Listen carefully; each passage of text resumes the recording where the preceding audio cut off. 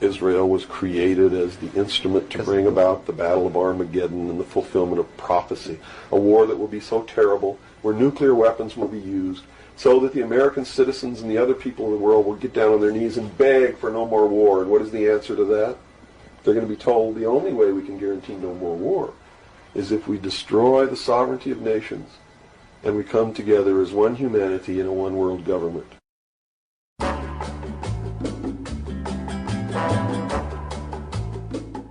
This is Bristol. It's Friday. It's 5:15. Apologies for the late start. A few little hitches here with Skype. And welcome to Not the BCFM Politics Show on the 4th of October 2024, streaming live from Eastone Studios in Bristol, which, along with London's Inner Temple, is one of several Templar ports in the Empire of Lies. The Knights Templar, of course, were the last lot to go and take over the Holy Land in the medieval time. Now we've got another lot, haven't we, called the Zionists.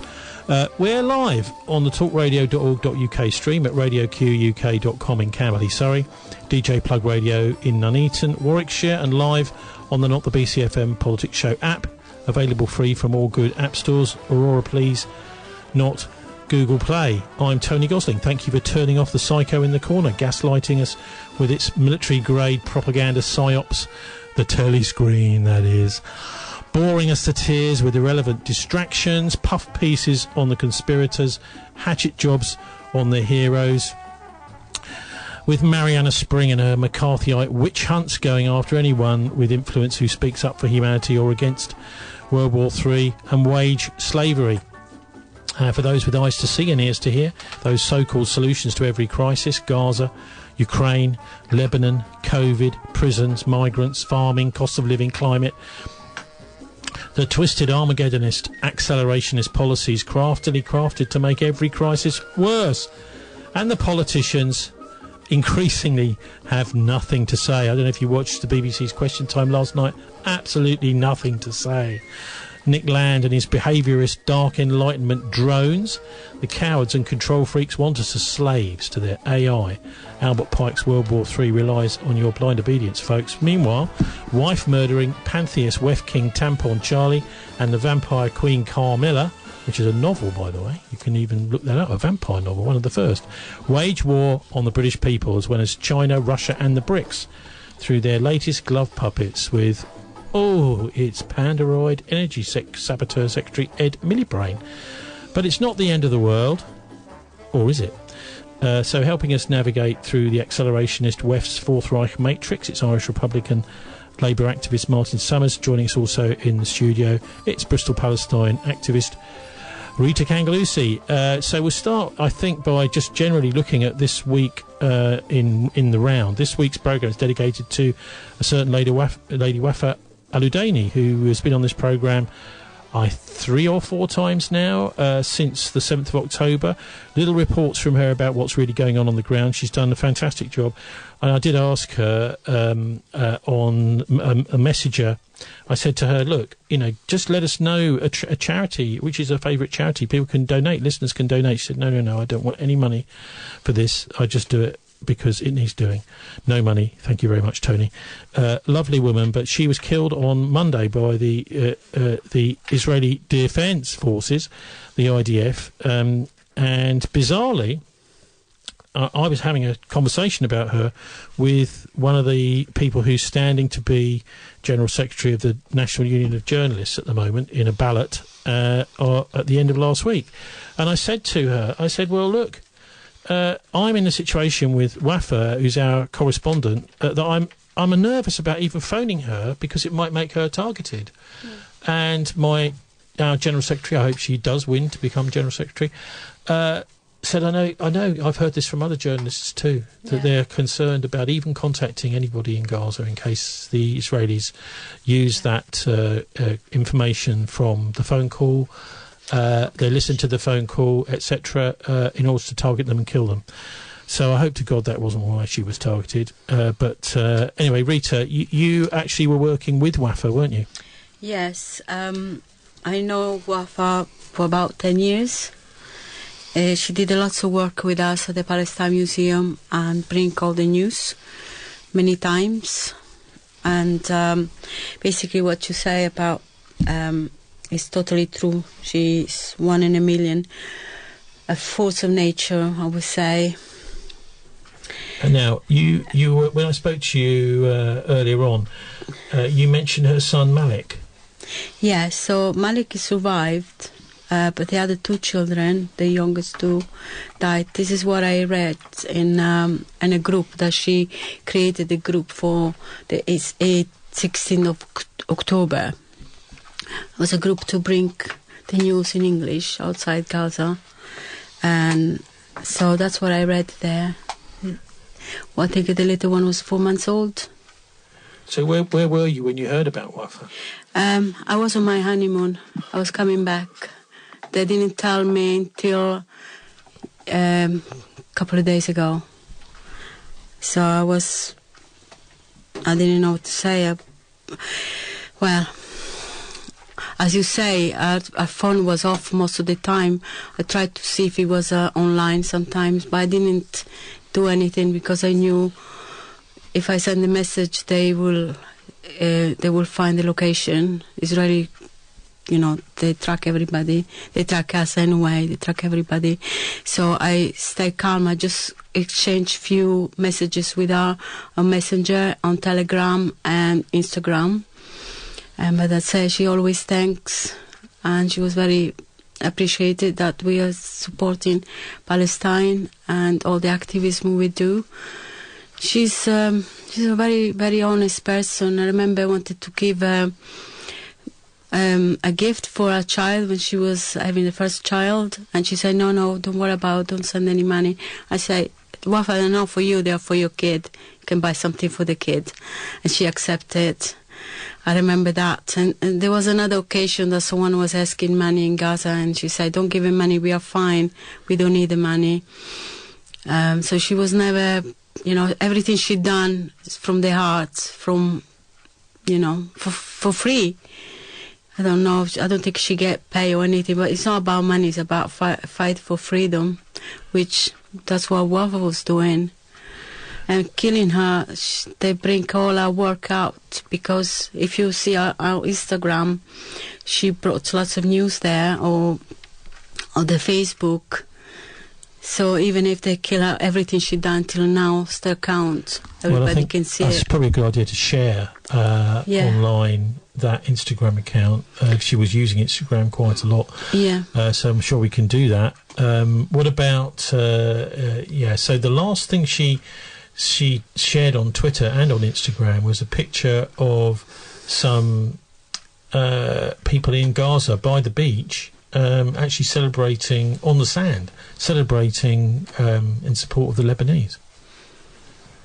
Yeah, I haven't seen that. Yeah, right. Well, we'll have to share that picture, because it's lovely to see this sort of solidarity between the various victims of this evil Zionist entity, they call it. Martin, we can just bring you in here. This whole idea of surveillance suddenly becomes very sinister, doesn't it? The idea is if you've not done anything wrong, you've got nothing to be concerned about. But these people haven't done anything wrong, and they've been killed because they've been under surveillance. Yes, I mean, it's obviously, I think she was targeted, wasn't she? It's not random. Of course it's not random. And it's just despicable stuff, isn't it? There's 180 journalists, Rita, being killed, I think, so far. More than in both the Second World War and the First World War. So it's quite obvious the Israelis are trying to make sure that no information whatsoever gets out. Anyone that wants to speak about the unspeakable crimes, which are most definitely comparable to the Nazi Holocaust, the absolutely... it's a genocide going on, the destruction of a people. It breaks all the rules in terms of the Genocide Convention, and yet the world seems to be impotent. Well, not the world itself, not the people, but the government, which really they are just private company. They're targeting everybody, especially the journalists, but everybody's potential with a phone and social media is a potential journalist, because the genocide was broadcast live every single day for the last year. I had to give it, because I am admin of the Palestine Museum Instagram, and I give my I give it to somebody else to deal with it, because there was a point I couldn't cope anymore. It's too much to deal with it, to process. Lots of children being killed, and this Instagram was showing all these photo footages, and was really heartbroken. And I said, I can't do this anymore. I have to save my sanity. So another volunteer is taking over, which is very good. The other biggie this week, Martin, is the assassination of Hassan Nasrallah, which was going on, I think, pretty much while we were on air this time last week. And a massive, I think it was 80 or something tons of US bombs rained down onto his headquarters. I think it was in southern Beirut from memory. But the idea of killing, I mean, this guy basically is a cleric. It's like somebody from a competing religion blowing up the Archbishop of Canterbury. Well, it is, and of course hundreds of other people were killed at the same time. And of course the leaders, the people who want to be leader of the Tory party, that little shower, they all congratulated the Israelis on killing Nasrallah, without mentioning the hundreds of people that were killed in the apartment block above his bunker. No, this is the entire Tory party. Nobody in Labour was doing that then. Well, no, the Labour Party, the Americans congratulated the Israelis on killing Nasrallah. So did the leadership hopefuls for the Tory party. I'm not quite sure what the British government's position is on this. Well, we can hear from... Maybe we need to hear Keir Starmer saying something. Yeah, we might hear from Keir Starmer in a minute. But anyway, the real star of the show this week is not Keir Starmer or any of these... it's Wafa. Difficult people, should we call them? Challenged people, people that probably need a bit of therapy, it may be a bit of a love bombing of some sort, because they're very bitter. Is Wafa, and we heard, I think, on this programme in the first ever from Wafa back in 2018, which was in April, around about Easter time, 2018, and this was at the time of the Great March of Return. Now, do you want to say something about that, Rita? Because it was pretty horrible, wasn't it? The idea was that, well, if the Zionists can return to Palestine, so maybe the Palestinians can return to the lands that the Zionists kicked them out of. Isn't that right? Yes, right. And it didn't go very well, did it, for the Palestinians? No. That's the first time I ever remember seeing the Israeli T-shirt where it's a picture of a pregnant woman with a baby, an embryo inside her, and the Israeli Hebrew slogan, "One bullet, two people, two lives," or whatever. Yeah. I remember that. I remember seeing that picture before, or maybe similar to that. The idea is, if they injure, okay, so they do as much as damage as possible, one bullet, two life, or they injure one person and then they needed two people to look to one person, so would be three people out of game. Yeah. So they do. That's why there's lots of Gazan people with one leg or one arm, because that's what they're targeting. They're targeting the legs and the arms. Yeah. So they cannot move, you know. Then if someone doesn't have a leg, they need another two people looking after that person, isn't there? Yeah, I've noticed as well in some of the coverage from the various medics, the doctors, etc., that they're saying that there's a lot of shin bone injuries, that what the IDF are told to do by their evil officers, these SS-style characters, is to snipe the Palestinians and break their shin bone or that area. Then that makes them cripples for life, most probably, and it means that they're not dead, but they have to be cared for the rest of their lives. They're disabled for the rest of their lives. I remember in the 80s they used to shoot them on the spine to make them paralyzed. They used to do that. And the first Intifada, I think maybe Martin knows a little bit more. Martin?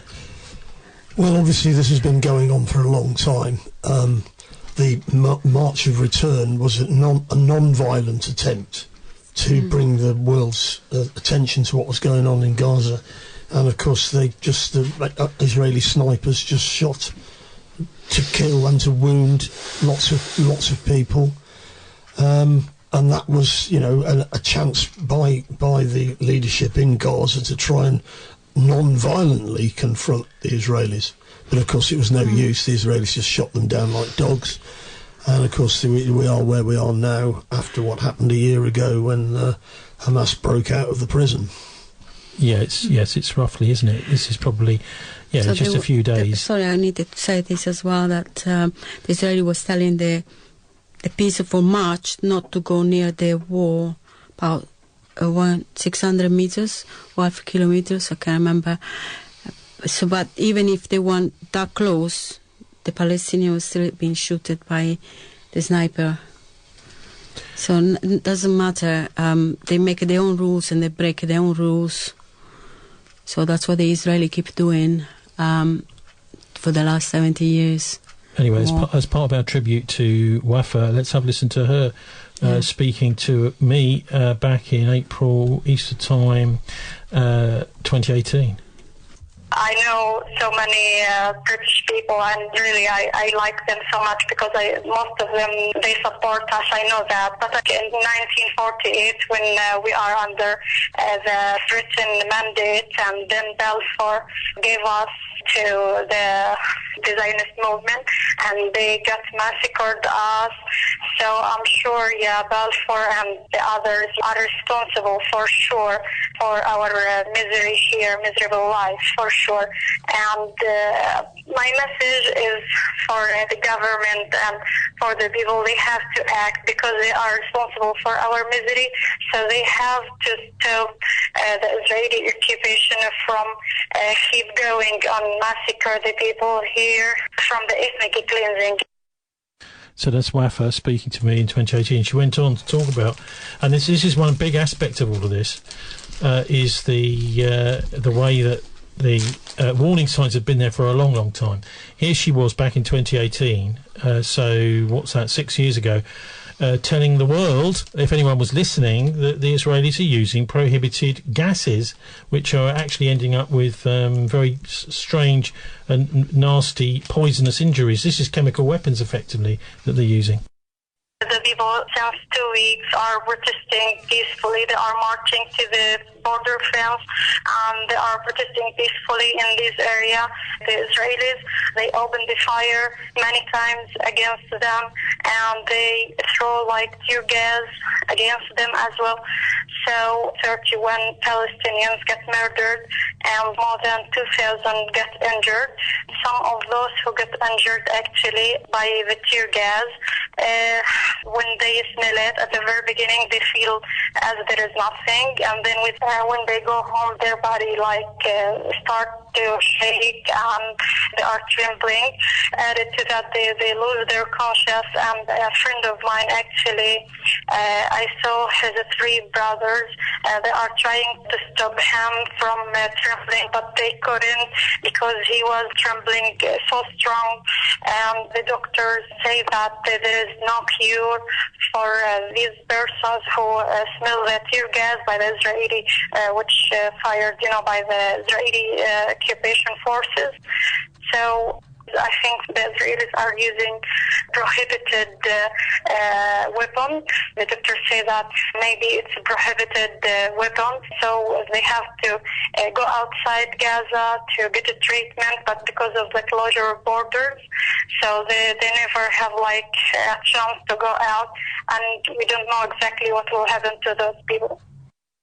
So that's Wafa Aludaini, who was killed by the Israeli Defence Forces along with 2 of her children and her husband on Monday this week. One, or the latest, of 180 journalists who have been killed now by the Israelis. Martin, this is getting very peculiar, isn't it? The idea here that this is obviously not tear gas. It's leaving people in a condition rather like Parkinson's, so that they're there trembling and involuntary shaking for weeks after that they've breathed in some of this so-called tear gas, and then apparently it's incurable. Well, that's right. I mean, it's an ongoing evil actions by the Israelis, isn't it? I mean, they're going out of their way to, to intimidate and to frighten people, and that they're not, you know, they've killed a Should we just use a very important word anything, here? Have they? That is civilians. This is most definitely deliberate targeting of men, women, and children who are not combatants. Well, that's right, and they've decided to make the civilian population the target. But of course, the Hamas fighters are still down in the tunnels, and they're still fighting. And of course, the Israelis have been unable to defeat them, and they will be unable to defeat them, and they won't beat Hezbollah either. It's all totally pointless. Well, it's not, is it? Because there is a rhyme and reason to it. This is Israeli expansionism. They have got some very powerful friends, and they think, well, we're just going to take over these neighbouring countries, and who's going to stop us? Nobody. And well, they're right. Look at that whole situation back in 2018. The Israelis are confident enough now to think they can do what they want. Well, they are, but at the same time, I think from a military point of view, they're not winning at all. Well, can I say something? We actually can stop them by stopping paying the tax, that feeding the weapons, feeding the war. If we stop paying tax, everything collapse. Yeah, if the Americans were to just say, we could just pick up the phone and say, you need to stop, otherwise we're not going to supply with any more weaponry. But of course, that's exactly what's not happened. But who's paying for the weapons? Well, it's paid for by the US taxpayer. Yeah, and us. And us. And the council tax. Of course, you know, Healy, who's our defence secretary, boasted that the British Air Force in Cyprus was standing by to defend the Israelis from any attack from Iran. So they killed Nasrallah, they killed hundreds of other people, and the Royal Air Force are there holding their coat. That's what's going on. And obviously what may happen here, and maybe it should happen, is Hezbollah need to fire a rocket straight into Akrotiri and kill some RAF personnel, so that Keir Starmer has got some, you know, that's what happens when you go to war, Keir. Yeah, people die. So to what extent have the British been involved in this? Well, don't forget they've been bombing Yemen from Akrotiri. The base in Akrotiri, the people of Cyprus do not want that base there at all. The only reason it's there is because when the Cypriots fought an armed struggle against the British military in the 1950s, General Grivas, Archbishop Makarios, they were given independence in 1956, but we only gave them independence on the understanding that we could carry on having a base in Cyprus so that we could attack anybody in the Middle East we didn't like. Nobody in Cyprus wanted that base there. They still don't want it there. And of course, back in the 1950s, they did definitely kill British soldiers and personnel. The murder mile. General Grivas at one stage was asked about what the campaign he was leading, and he said, well, if I go to Sandhurst and I carry out an outflanking manoeuvre, I get a gold star. But when I creep up on you in the middle of the night and cut your throat before you even know I'm there, I'm a terrorist. But of course, they won. The British had to go. But of course, that base is still there. What's it doing there?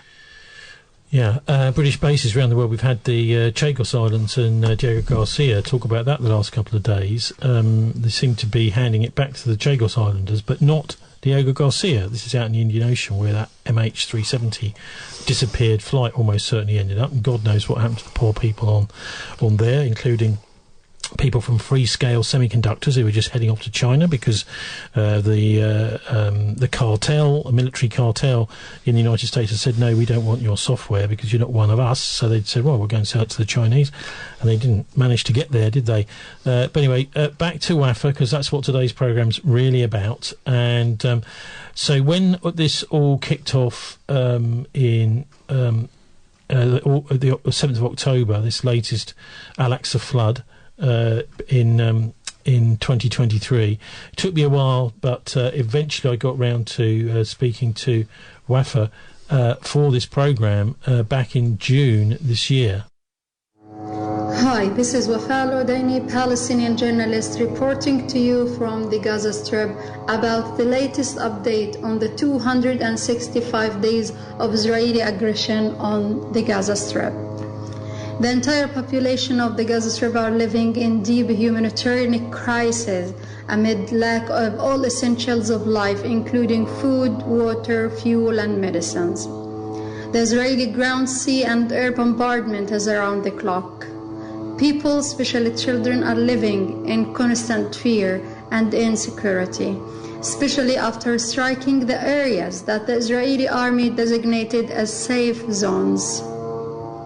As a result of these indiscriminately airstrikes that never stopped since October 7, at least 37,500 Palestinians have been massacred and 85,700 wounded. More than 10,000 Palestinians are still trapped under the rubble of their destroyed homes, including over 5,000 children. According to the Gaza Media Office, more than 3,400 massacres against Palestinian families were bombing their homes while they were still inside, or hitting their sheltering schools or makeshift tent camps. Over 2 million people in Gaza are displaced from their homes, including more than 1 million people in UNRWA-run schools. Over 75% of the house units across the tiny enclave sustained damage from the Israeli heavy bombing. Several international organizations, including Human Rights Watch, stated that Israel is using starvation as a weapon of war against the people of Gaza. So people are facing imminent famine. Just very few kinds of vegetables like eggplant, tomatoes, and pepper are in the open markets in the south of Gaza, while in the north of Gaza the situation is more catastrophic, as no food are allowed except flour. The Gaza health authorities have officially documented at least 36 famine-related deaths, with fatalities occurring nearly daily, exacerbated by the non-stop Israeli airstrikes and insufficient medical assistance. Around 600,000 Palestinians are still in Gaza City and the North Governorate under a complete suffocating siege. They are on the verge of famine, as no sufficient food items, no adequate water, and no fuel badly needed to run generators in hospitals, sanitation facilities, and in other vital facilities. The government media office on January 8 issued a dire warning regarding the deepening famine in northern Gaza Strip after depletion of flour, rice, and animal feed that the citizens there used to eat. The famine risk continues to threaten the lives of people, including thousands of children who suffer acute malnutrition. This is Wafa Aludaini, Palestinian journalist, reporting to you from Gaza. So that's Wafa's report back in June, 28th of June this year, on that Friday, Martin. I mean, she's describing there this sort of situation. I mean, it was around about the time of this hideous attack where, as people are going to get food, so the Israelis, a group of Israeli infantry, then just massacre everybody that's moving. And that's because they are hungry. They're very hungry. And in fact, UNRWA, who's supposed to get them food, has been defunded by the British and the Americans. As people trying to go and get food, these so-called soldiers sit there and snipe at them. Well, there were also, did you see the US doctors were in there? They were saying that they were treating toddlers who've been shot by snipers through the head and through the chest. So they're deliberately targeting toddlers. We've seen this sort of evil before. Some people, maybe only 5% of those still alive can remember this, can't they? Well, I think they are excelling themselves in their their feast of brutality, and they, of course, they were on social media in Israel. They were going on about Nasralla's death, and of course his body was not really damaged. He'd obviously been suffocated, and they were all crowing about how he must have died slowly because he was buried under rubble. and he was probably suffocated. Of course, many of the people have died. They're under the rubble, they're alive, and they just die slowly. 3 or 4 days, you die under the rubble. Absolutely appalling. And of course, what we should do, when Serbia was at Srebrenica, we went to war with Serbia. The RAF from Akrotiri bombed Belgrade. We killed their weather girls. We bombed their equivalent, the BBC. 78-day bombing campaign. Actually, they bombed the Chinese. That's right, they bombed the Chinese embassy as well. And that was a responsibility to protect. Now, if we're going to have an airbase in Cyprus, what about a no-fly zone over Gaza? Maybe we need to shoot down some of the Israeli planes. That's what the British military should be doing, not backing them up. But, of course, that's not what they're doing. Yeah, so we've also got this week, and it's maybe this is a good time to read it. Patrizia Fiolenza, I sent the Middle East Eye article about Wafa to Patrizia, so she's written this for us this week. She says, it's ode to Wafa Aludaini, our beloved woman in Gaza. The name Wafa means loyalty, faithfulness in Arabic. O Wafa woman, mother's voice, for Palestine she made a choice, resilience in struggles saw, her dignity through acts of war. Courageous woman in steps she took, reporting from her little nook in Gaza, where her story bold, daily lives of others told. Insight into the hell on earth, a journalist from mother birthed, a people who love their families too, each pray for peace, this much is true. A refugee from Palestine, a journalist, was this her crime? Loyal and faithful, Wafa she, in name, in heart, in actions see. Her voice, each story, from rubble deep, crazed drones above, so never sleep. No peace through day or dead of night, in slumber sweet, each pray, just might. Raw words oft soar on page from heart, her narrative, no stops or starts, or paint a tale of women's dance, evoked, awoke, a strength in stance.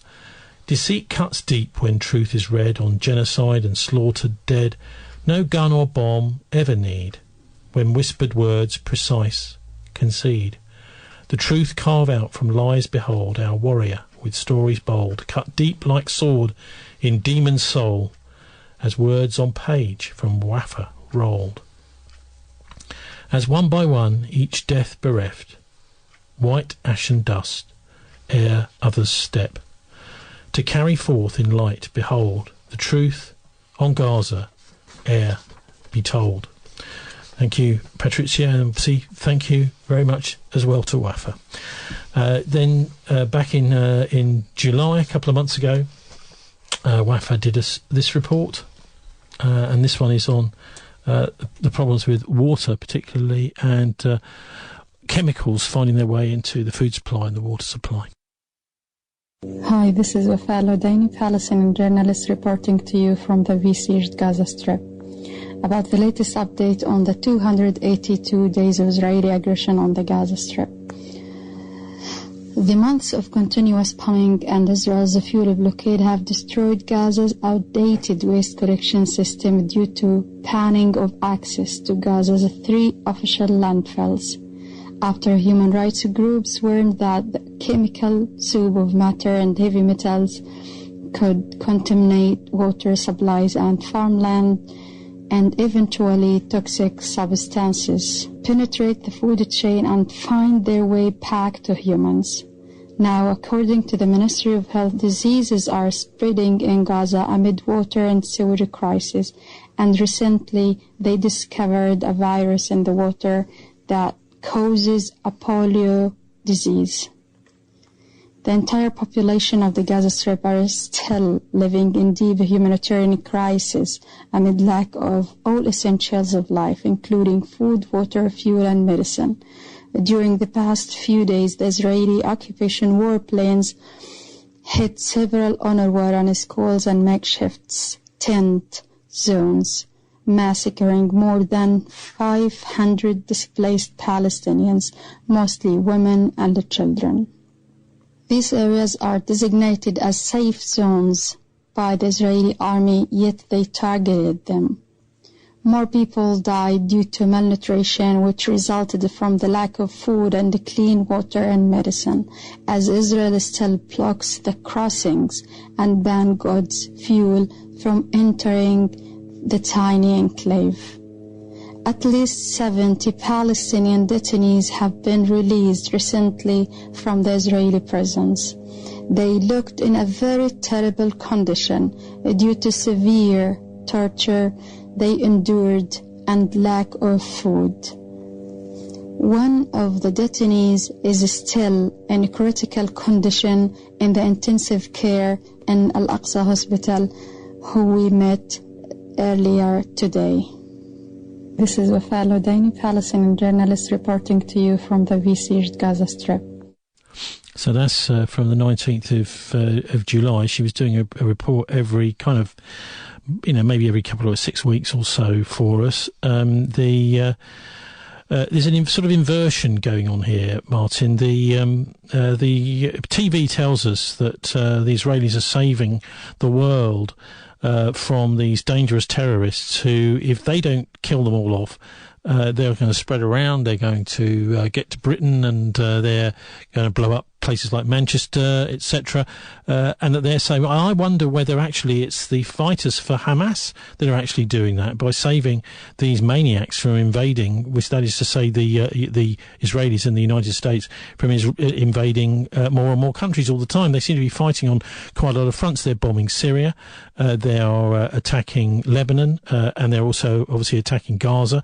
They're bombing Iran, and they are the instigators. It's absolutely clear. These are being instigated as so-called defensive measures, but they're being instigated by Israel. Yeah, well, I mean, what they're playing for is that if Iran, Iran's had this missile attack on the Israelis this week, and again, it was bigger than the last one, but they're not really doing everything they could do because they're trying to avoid a war. They don't want a war. People in Lebanon don't want a war either. But we're reaching the point now where there's going to have to be a war, and of course this could get big very quickly. The Russian military are embedded with the Syrian Arab army in Syria, and of course, if it comes down to it, the Russian Air Force can knock out the Israeli Air Force, and they can knock out the British in Al-Aqratiri. We're reaching a point now where two sides are lining up. And of course, the Hamas is not defeated. Hezbollah is not defeated. They've killed loads and loads of civilians, but they've not been able to seriously dent the military capabilities of the people they're facing. And, ultimately, Israel is going to lose this war. Of course they are. They deserve to. Martin, I heard that Hamas was created by the Mossad. Well, historically, that's the case, yes. But of course, they've long ago become an independent force, even though the Israelis created it in the first place. I mean, Martin, let's just get this a little bit clearer, can we? Because maybe there are kind of agents within Hamas who can influence what it does from the Mossad. Or from MI6, or from the CIA. That's right. There's a heavy level. Just let Rita have a say here. My understanding and my feeling is Hamas was created so they can destroy Gaza and they can steal more land. That's the plan of Israel. Yes, I mean, it used to be the PLO, didn't it? And that got swept away for this so-called Islamic terrorist group. Now, this has made it more convenient, hasn't it, for the British to make it illegal in Britain? Lots of Muslim. I didn't see terrorists, really. Well, no, but that's the way they want to characterise it, is what I'm saying. Because the PLO was essentially secular, and people from all religions and none involved in that. And this didn't really suit the Israelis. They wanted to have something that they could brand as, these evil Muslims. Anyway, Martin, do you want to finish your point about the origins of Hamas and whether or not it's controlled opposition? Yeah, well, I mean, the Israelis encouraged Sheikh Yassin when they set it up because it was a religious organisation, largely non-political. Yeah, but then they bombed him, didn't they? Hellfire missile. Yes, they sent a Hellfire missile through his window. Yes, but I mean, Hamas killed him. Hamas now. There was an election in Palestinian territories in 2006, and they won that election both in the West Bank and in Gaza. So was democratic elected? That was a democratically elected government. So it's fine. Right. We have a democratic elected. That's right. I mean, this whole thing like we've got to crush Hamas. the British government has gone with this. Oh, they've got to kill off Hamas. Hamas are the democratically elected leadership of Palestine. I wouldn't vote for them because I'm not a Muslim, but they can vote for whoever they want. They are the elected leadership. So the whole idea is we're not talking to Hamas. Israel has got the right to crush Hamas. I don't want to talk to Israel. I don't want to talk to the Irgun and the Haganah and the Lehi who became the Israeli Defence Forces. They are terrorists. We don't talk to terrorists. What we should be doing with the Israelis is putting no aid, no trade, complete embargo on them, and I don't like the Israeli right wing. They're terrorists, so we're not going to talk to them. If we're not going to talk to Hamas, we're not going to talk to them. Nothing to talk to them about. We need to crush the state of Israel, as we tried to do in the 1940s. Don't forget, the British military fought with the Israeli Defence Forces in the 1940s. Martin, you're starting to sound a bit anti-Semitic. No, I'm saying, listen, this is warfare. Ultimately, and if you're going to have warfare, then no crying for mummies, eh? The Israeli state doesn't deserve to exist. What do you think and about it's got to be Rita, what do you make of it? Those terrorist groups that they were there before Israel was born, as you know, they were funded by the British. Well, there were Ord Wingate, who helped to set up the Haganah. He was the Chindits, yes. So he was in Burma, and he was the one who set all that up. And then, of course, he came to Israel, or Palestine as it then was, and helped them to set up their own terrorist organisations. So, I mean, Britain bears 100% responsibility for this situation. It's our decision. It really decision is. by our governments in the past. I mean, it's easy to blame the Americans, isn't it? But actually, the Brits are much, much deeper into this. So let's have another listen now. This is Wafa speaking to a guy called Miko Peled. He's written a book called The General's Son because, in fact, he is a general's son. What was his father was? What was his father's name, Martin? Miko Peled's father was a general, wasn't he, in the Six-Day War? Yeah, and he was the command of the 6 Days War in 1967. But anyway, his son is sort of taking a rather different view of all this, and he did speak to Wafa Aludaini. The Israeli propaganda, when they say that the military sites or stuff, the people may imagine that we have the most powerful weapons here in Gaza.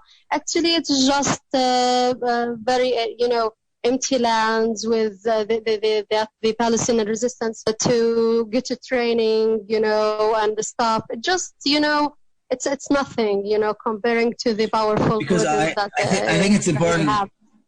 I think it's important to mention there's never been a military. Palestinians have never had an army, and certainly in Gaza there's never been a military force. There's never been a tank or a helicopter or a military plane. So this impression that the Israeli propaganda puts out as though they are attacking military bases, really they're attacking open fields. And you said something about. The strength of the explosions is so great that it's actually damaging homes and injuring people as well.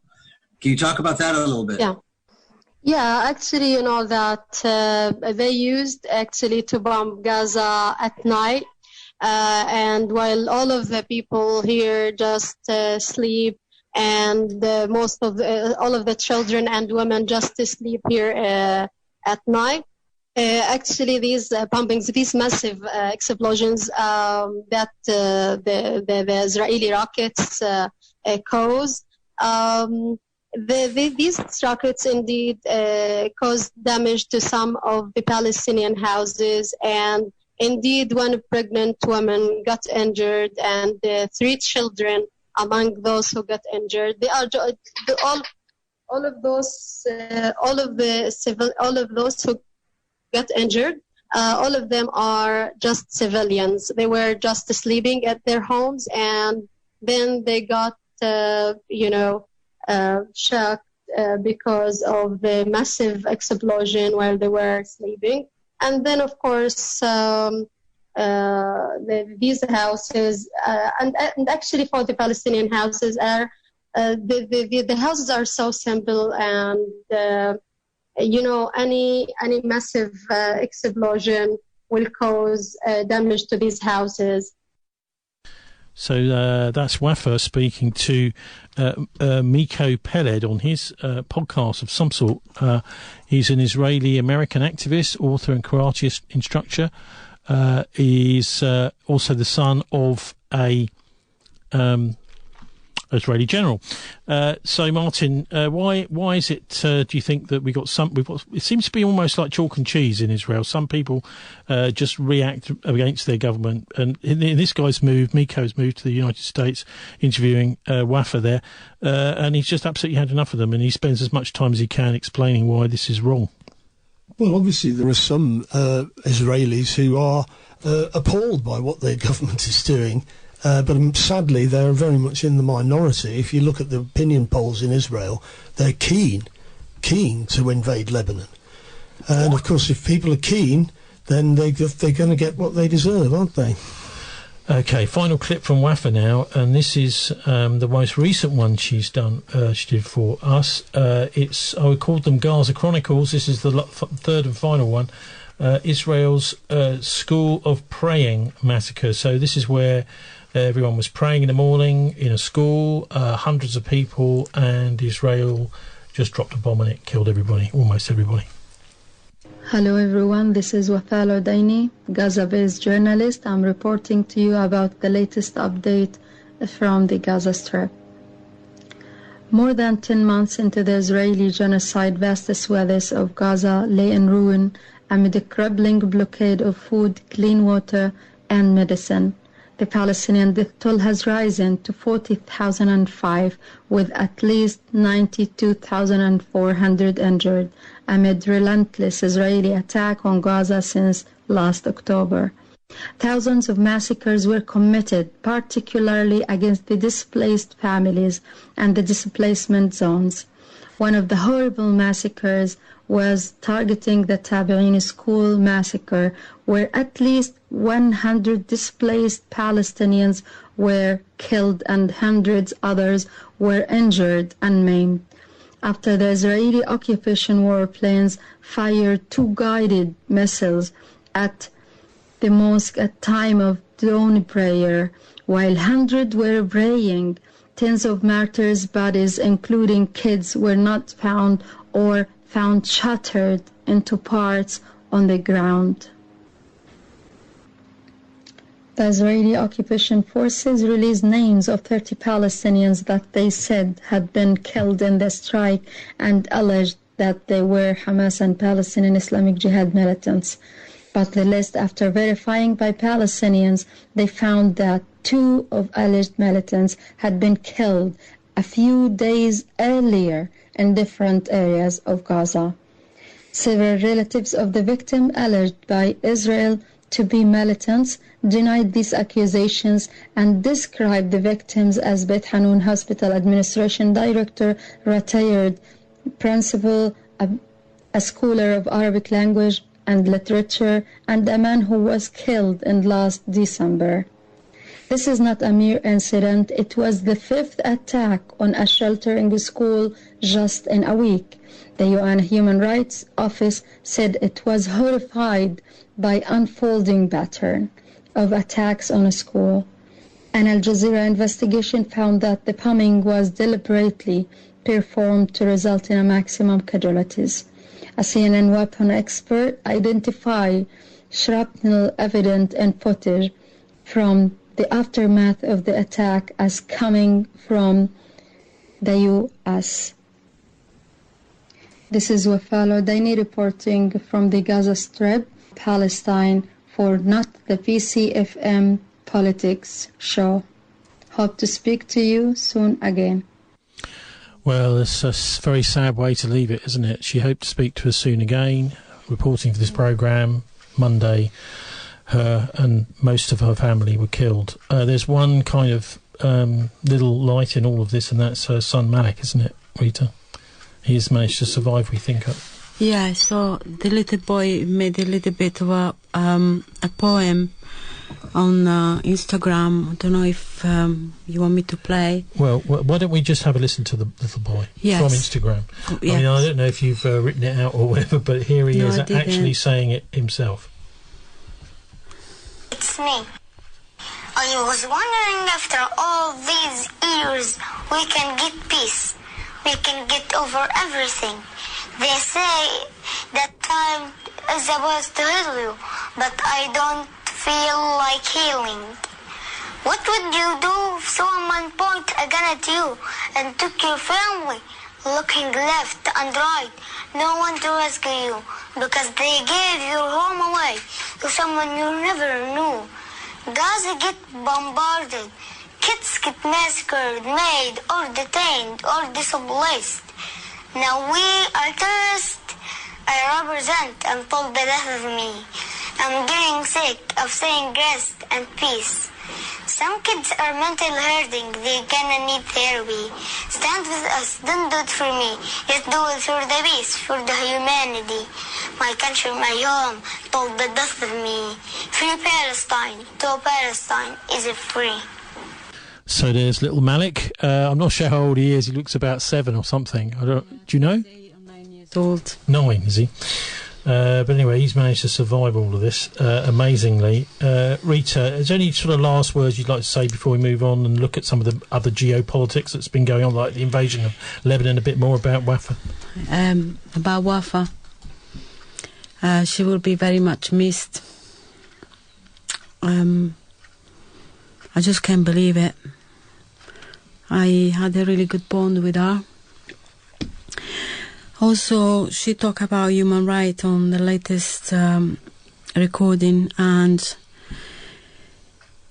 the human rights organization, they do nothing really. I don't think they do even a millimeter or a drop in the ocean. Joining us on the line now, hopefully, is the former ambassador to Syria, Peter Ford, if he picks up. We'll have a little listen to him. Hello. Oh, hi, Peter. Can you hear us? Yes. Is that Tony? That's right. It's Tony here. Yes. So we've just been discussing this death of Wafa Aludaini. She's a Palestinian journalist, and she's been on this programme quite a while. Can you just give us a little bit of, for those that haven't heard you before, Peter? You were actually an ambassador in Syria, weren't you? And I guess you've been watching this for many years. This getting to the point where we are now. Thanks for inviting me, Tony. I've been watching Lebanon for many decades. In fact, I went there in the early 70s to learn Arabic and then to work in the British Embassy in Beirut. And I've been visiting Lebanon on and off ever since, including in the years after I finished my diplomatic career as British ambassador in Damascus and went down the road to work for the United Nations, the Palestine Refugee Agency, UNRWA, based in Amman, and that agency has refugee camps in Lebanon, so I went there often. I consider Lebanon virtually my second home. I feel very keenly what's going on there at the moment, and I'm very much afraid that what the Americans and the Israelis have in mind is a destabilization job on Lebanon, similar in some ways to what they tried to carry out in Syria.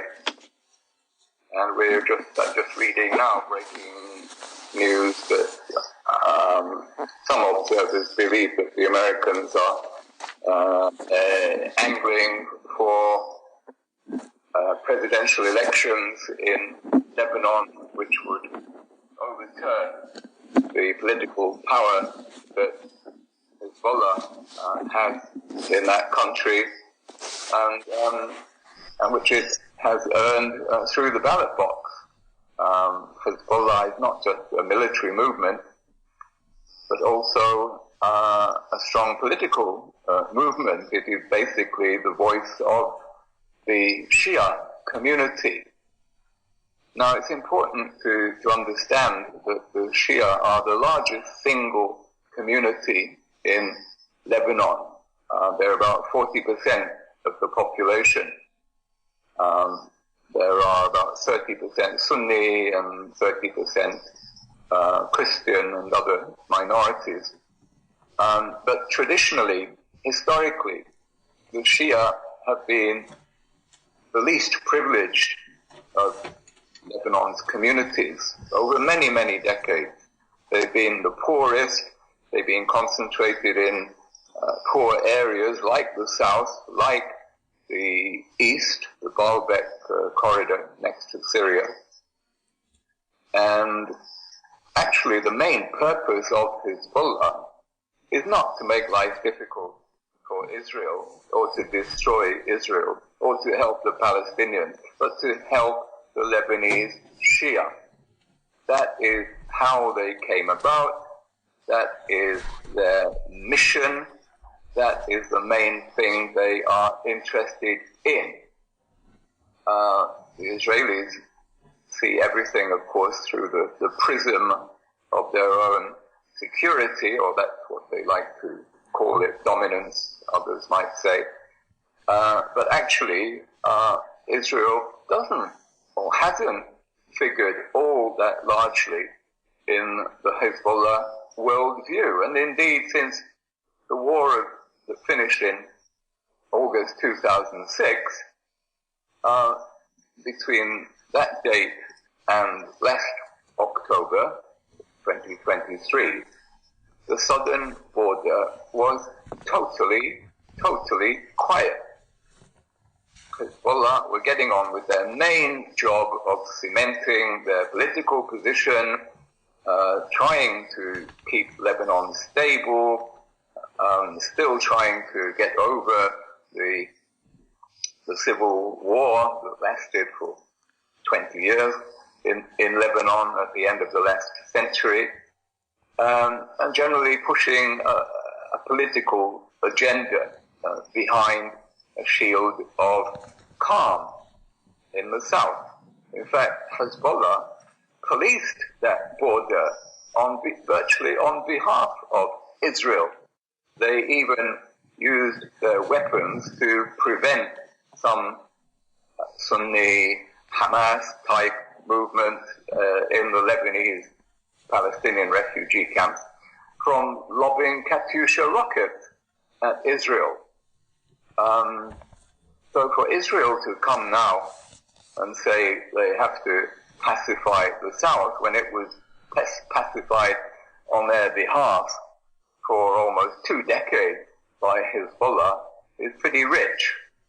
And that's why we have to conclude that the Israelis and the Americans have another deeper agenda.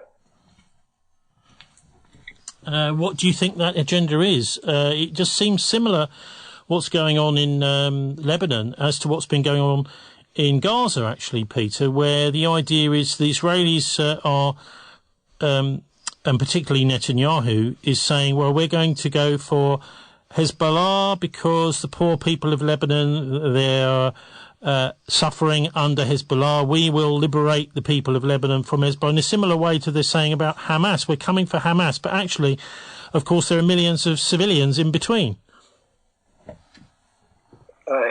Yes, the difference with Gaza is that Gaza is monocultural, mono-religious. It's 99% Sunni, but Lebanon is a mosaic, a very complex, very fractious society. They had a long civil war, and Hezbollah have kept the lid on things in Lebanon for 20 years or more.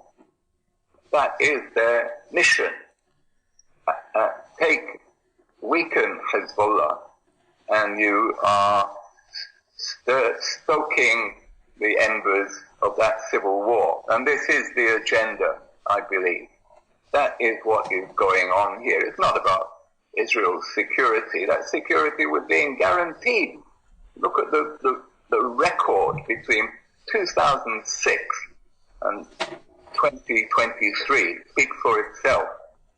The northern area of Galilee in Israel had never enjoyed, since the inception of the State of Israel in 1948, never enjoyed such a long period of calm. and that calm could have been re-established overnight if the Israelis had been willing to stop the carnage in Gaza.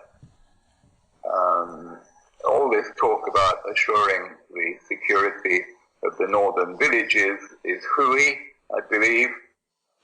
What the Americans and the Israelis want is an excuse to weaken Hezbollah vis-a-vis not just Israel, but vis-a-vis its adversaries inside Lebanon. That there are still Sunni militias, there are some Christian phalangist militias which are itching to settle scores with Hezbollah, and it's only been Hezbollah's overwhelming military power which has ensured Lebanon's safety, security, stability and calm.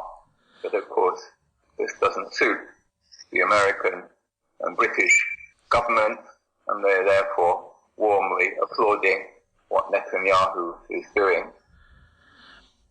Surely the Lebanese are wise to this, Peter, especially after the Civil War, which of course was encouraged by the Western powers and by the Israelis, that actually what's going on now and what's been happening in Gaza may actually bring these different, warring factions from the past together against the Israelis. What do you think?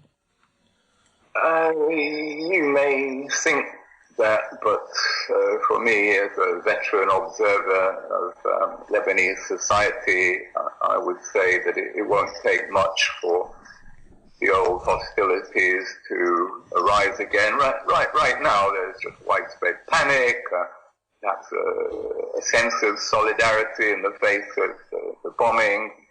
But when Israel eventually called a halt, and when people take stock, perhaps that Hezbollah has been significantly weakened, then the old embers will glow again and be, I'm sure, vigorously stoked by the CIA and allied agencies, just as happened in Syria. They have previous on this.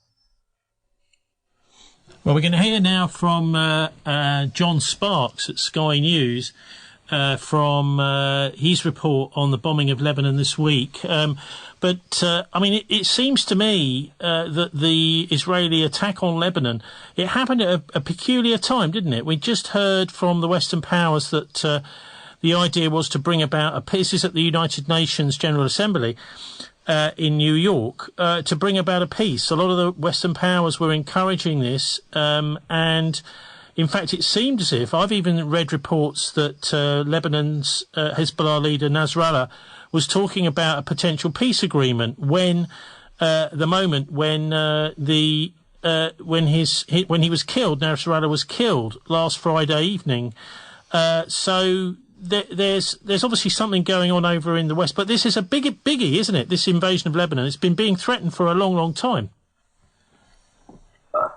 Yes, that's a perceptive observation. The Israelis will not take yes for an answer.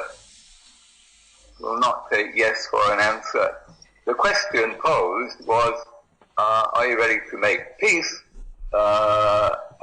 on what were previously the Israeli stated terms, the proper application of Security Council Resolution 1701, which came into force back in 2006 after the previous flare-up. And it did provide for the southern region neighboring the border to be free of militias and free of Israelis. Of course, the Israelis withdrew. In return for that, Hezbollah were supposed to withdraw behind the Litani River, about 12, roughly, it's a wavy line, but let's say about 20 miles north of the border. But very quickly, the Israelis kept breaking the agreement with overflights, and Hezbollah reciprocated by breaking the agreement by moving their presence south. But as I mentioned earlier, what did they do when they were in the south? Not use it as a launch pad for attacking Israel, but totally on the contrary, for making Israel safe and preventing Palestinian troublemakers from lobbing katyushas and mounting raids across the border. That border was totally quiet. Okay, so what's the logic behind this then? Would you explain the logic by the Israelis now invading southern Lebanon? Well, the Israelis claimed a week ago that all they wanted was the application of Resolution 1701 and the withdrawal of Hezbollah from the border area. But it's clear from the way they're behaving with random bombing all over Lebanon and orders to the Lebanese population like cattle, like previously in Gaza, to move out of their villages far to the north. It's clear that the Israelis have more in mind. They will not take yes for an answer. The Lebanese government, which includes representatives of Hezbollah, a week ago were saying, yes, let us settle on the proper application of 1701. And I'm quite sure that Hezbollah were not going to get in the way of that. It's absolutely believable that Nasrallah was about to make a statement making clear Hezbollah's readiness to abide by 1701. And maybe that is the explanation of the timing for his killing. The US president could not have been clearer, says Sky. Asked whether he was comfortable with reports Israel was about to launch a ground invasion into Lebanon, he said, "No, I'm comfortable with them stopping. We should have a ceasefire now." And Israel's response was to launch an invasion anyway. It was a remarkable moment in US-Israel relations. Israel depends on America's patronage. Without American support, it would simply be unable to defend itself. And yet, Netanyahu's Israeli government is thumbing its nose at its closest ally and carrying on regardless, Peter. That's I'm just quoting this Sky News report here from Dominic Waghorn. I don't buy that, Tony. I think the Americans, or at least a major part of the administration, and I think one has to distinguish between the Pentagon and the rest of the administration. But the soldiers are always a bit more cautious. But the politicos, State Department, Congress are gung-ho in support of Israel. And as I mentioned, there's an ulterior motive. They see an opportunity to bring Lebanon back into the sphere of American influence. Look at the map. The Americans have got covered virtually every square on the Middle East map. The only squares they don't have occupied are Lebanon, Yemen, which today they're bombing to smithereens, and Syria. They're working on that one too. Okay, so let's have a listen now to... I'm doing quite a lot of Sky. I'm not really advertising them, but they've been reasonably good on this, and it's a pity that we can't pick up Al Jazeera anymore on Freeview. They've disappeared off of Freeview due to some sort of contractual difficulties. It's not like when RT disappeared. There was a massive hoo-ha. And Ofcom said that they were going to have to be removed, even though actually, if you look closely, you'll see that it was Freeview itself, the UK digital platform, which removed RT 2 days before the Ofcom decision. But this time it's just been removed due to this contractual problem. So we have to rely on other sources if we're going to watch it on that channel. You need to get a smart TV. I suppose this is all the nudge unit trying to nudge everybody to get smart TVs if they want to watch Al Jazeera. But let's have a listen to the Sky News report here. In a war of many war zones, of many separate fronts, the district of Dahia feels extreme. We were brought here by Hezbollah, dressed in black, moving our convoy into South Beirut. It's one of the most densely populated parts of the city, and it has been pounded by the Israelis over the past 10 days. we were confronted with something like a vision of hell. Acrid smoke rising from the ruins of several apartment blocks. Their foundations exposed by Israeli munitions.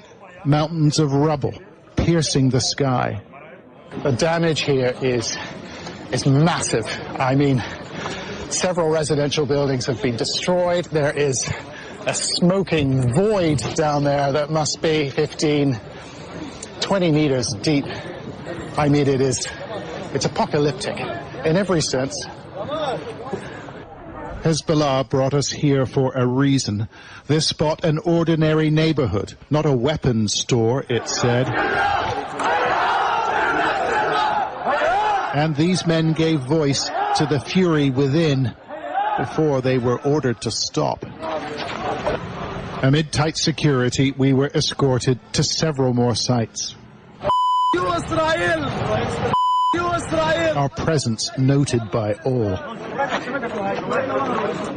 This strike destroyed a religious TV station, we were told. Who would make weapons here? A Hezbollah-associated reporter used a prop to make the point. This has got nothing to do with politics. The Israelis said there was a weapons pile here. But look around you. This is the remnants of a television camera. Israel says its operations are targeted and precise, but no one believes that here. As the bombardment scars parts of the city, hundreds of thousands have decided to leave, including Britain, Mahassan al-Dada and her family. We found them just up the road. And how are you feeling? Have you made the right decision, do you think? I feel like I've made the right decision for my children, yeah. But I think when we get to the airport, it'll be quite difficult. Difficult because her Lebanese husband can't come along. I'm so afraid for them. If I wasn't afraid for them, I wouldn't be sending them away. Her arrival at the airport was a moment of considerable relief. Mahassan has been struggling to find a way out. But the British government had chartered a flight, and they had seats for her and her sons. He was just telling them to, just telling them to look after each other and stuff. They don't understand why that he can't come with us. That's the only issue. I've tried to explain, but obviously they're young, they don't understand. Their father, Jad, has applied for a visa, but he won't know the result for weeks, and it's hard to say goodbye. There is no escape from this urban war zone. The city and its people have been torn apart. John Sparks, Sky News in Beirut. Now, Peter, one of the things that's pointed out there is these are civilian targets. Again, it seems that civilians are the main object. TV station, I suppose the Israelis are thinking, well, if we knock that out, this will stop information getting back to the West, stop information getting out to the Lebanese people. I mean, we've been putting up with this from the Israelis really for decades. Why has the international order, British diplomats like you used to be, and the United Nations particularly, so utterly failed to stop this? Because the Israelis must be cock-a-hoop. They think they can get away with anything now. Well, there literally are no limits to what the Israelis could do. The Israelis could be feeding Lebanese babies headfirst into meat grinders, and Britain and America would still say, oh, it was a young Hezbollah militant, Israel has to defend itself. That is where we are. There are no limits. We're seeing in real time a fascist regime on the rampage with absolutely no limits. They are monsters. Sky on the ground are reporting some of this, but back in the studio, Sky never breathe a word of condemnation or criticism of Israel or allow any of their guests in the studio to do so. In fact, they never invite anybody who could put the point of view of Hezbollah or Iran. However, they can't avoid reporting from the ground. This is the difference with Gaza, where, of course, no Western journalists were allowed. But does it make any difference to the opinions and the actions of Western government? Not a jot. It's almost as if the people perpetrating this genocide, both here in Britain, who may certainly be legally liable for this genocide, and in Israel, have decided that they can get away with anything because they can control people's perceptions.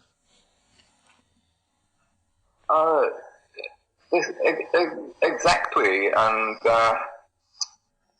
the Jewish writer from the Holocaust era, Hannah Arendt, had words to say about this kind of situation, what happens when an ideology faces no limits. The Israelis have become bloodthirsty monsters, and that's being kind.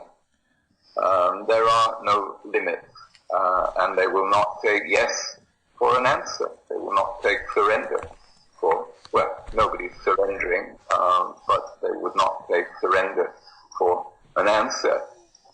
However, they have stubbed their toe a bit now in the south, and they're facing the armed militants of Hezbollah, and are having one or two nasty surprises, as they did in 2006. And for this reason alone, the prowess of Hezbollah, I believe that the Israelis will not be in southern Lebanon all that long, and will not make all that much progress. Biden says the United States and Israel are discussing striking Iranian oil terminals and oil production because of the Iranian strike this week as a way of retaliating. This does seem as if it's bound to spread to become a wider war, Peter, in the Middle East. The sort of thing we've been looking at for decades and fearing, particularly ever since, really, I suppose, the first Gulf War, which is when the Western powers really, got boots on the ground in the Middle East. And there was that I think for many of us was the first indication that there was a massive desire for the Western powers to control what happened over there. So what about this extension to Iran? Well, I'm not sure that Biden did actually say that the United States would approve of attacks on Iranian oil facilities. I've seen the clip of what he actually said. Yeah, they're discussing it. And he said that, they're discussing it. That doesn't mean necessarily approving or planning. And in fact, he went on to say in his broken speech that may be a little, and he trailed off, as though he was going to say that may be a little bit too strong. Because the people in the Pentagon, at least, know that actions have consequences. And as the Iranians have said very openly, if our oil facilities are struck, we will set the Gulf aflame.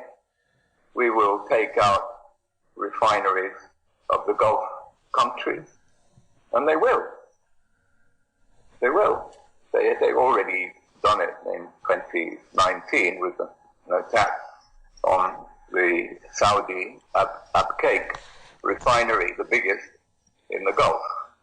They're perfectly capable, either themselves or through the Houthis or the Iraqi militia, of taking out the Bahrain refinery, Qatar, the Emirates, especially the Emirates. The Emirates must be quaking in their boots. But the fact that the Iranians mentioned Saudi Arabia, which so far has been neutral, is really quite worrying from several points of view, not least that of the Saudis themselves. And I would think that the telephone lines have been hot between Riyadh and Washington. Yeah, it's one of the most worrying things I've seen is this. Almost every time he speaks, Israeli Prime Minister Benjamin Netanyahu seems to get more kind of messianic. It's like he's the only person who can save the Middle East. All those people in Lebanon and Iran who have such dreadful leaders, he will liberate them from those dreadful leaders. This sounds, messianic might be the right word to use because he seems to be the saviour. He seems to think that he can control all these countries, and he actually, for the first time I've seen, he did a short speech on Monday after he got back from New York and the United Nations and ordering the killing of Hassan Nasrallah, the leader of Hezbollah. And he had this to say. The people of Iran should know Israel stands with you. There is nowhere in the Middle East Israel cannot reach. There's nowhere we will not go to protect our people and protect our country. I speak a lot about the leaders of Iran. Yet at this pivotal moment, I want to address you, the people of Iran. I want to do so directly, without filters, without middlemen. Every day, you see a regime that subjugates you make fiery speeches about defending Lebanon, defending Gaza.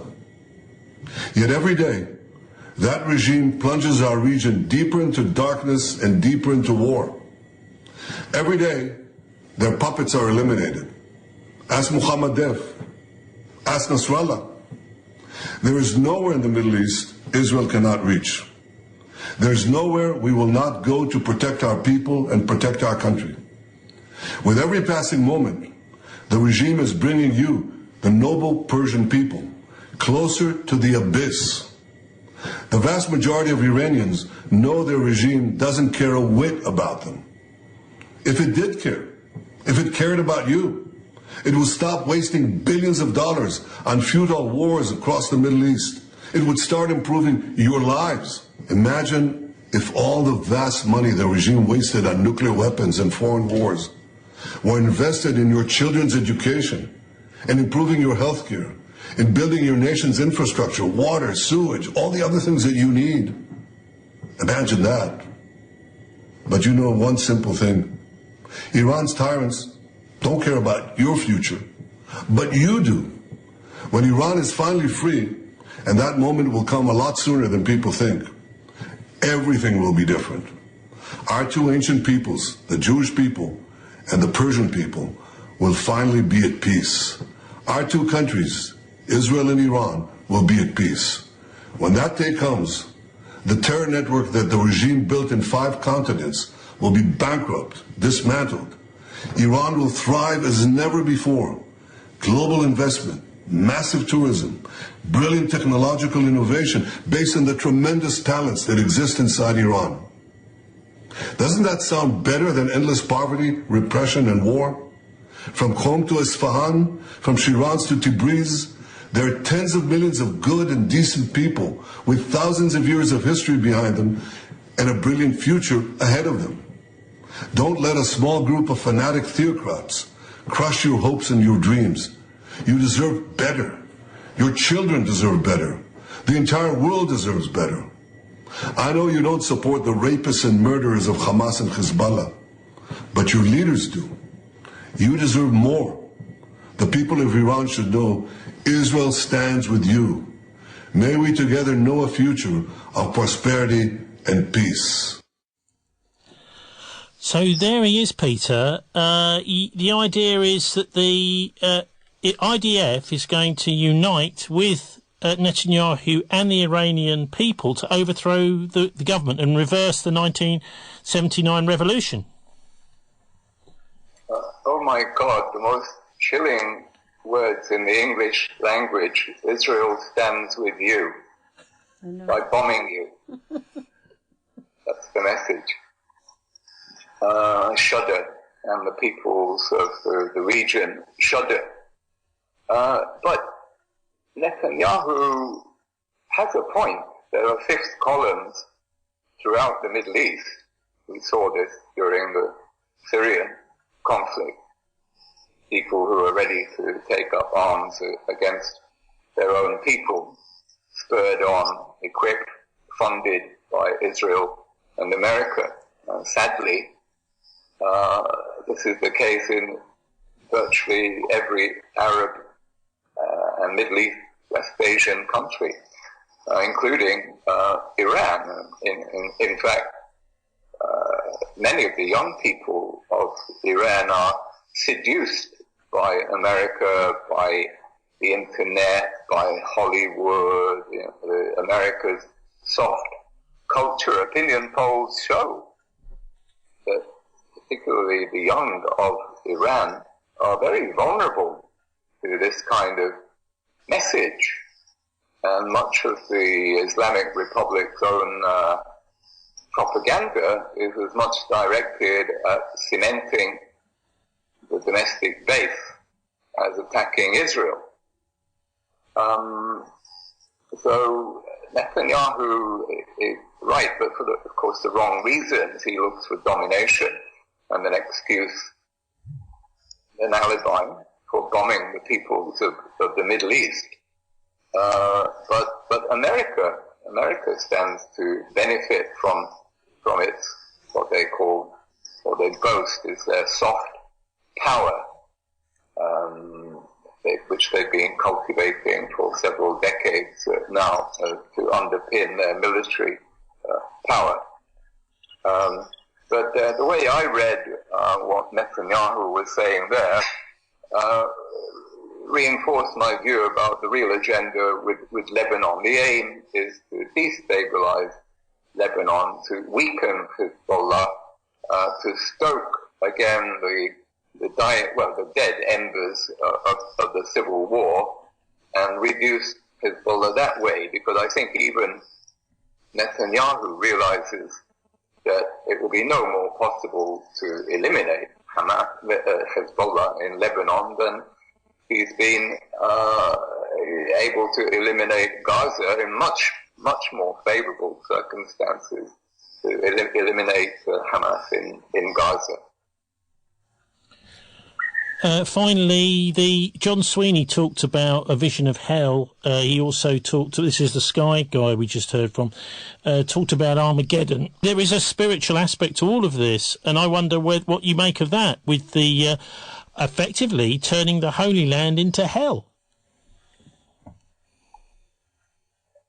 Well, we may not have to wait long for the answer to that question. In fact, I was expecting today for us to glimpse not Armageddon, but the antechamber, because I think there will be a second wave of attacks on both sides, that Israel will respond to those Iranian missiles from, 3 days ago. They're obviously taking their time. They're obviously mulling over with the Americans the different permutations and reverberations in light of Iran's threats. Iran has painted itself deliberately into a corner. It has said, "You strike us and we will retaliate more severely than the first time. Strike our oil facilities and we will set the Gulf on fire." They cannot not carry through those threats. America and its allies in the region have to take that into account. We may not have to wait very long to see, but Israel will respond in some form against Iran, and Iran will send or make a military response even heavier than the round from 3 days ago. The Iranians have said in a statement to the United States today, all self-restraint from us is over. Indeed. Indeed. And the Iranians have been amazingly restrained. They've taken severe blows. Haniya, the Hamas leader, was killed on Iranian soil. Their generals in Syria were assassinated inside an Iranian consulate. Their reactions have been incredibly restrained. Their allies like Nasrallah have been assassinated. The Israelis have been making blood-curdling threats. And many would say that Iran has been too slow to react. Or I don't agree with that myself. I think the Israelis would have done what they're doing regardless. But Iran now, the restraints are off. For Iran, it's become existential. And it's wise people say never put your enemy in a corner. That is what the Americans and the Israelis have managed to do now with Iran. Well, look, what with the impotence of the UN, surely this is the start now, or actually the invasion of Lebanon. This invasion could, we could be looking now at the early stages of a Third World War.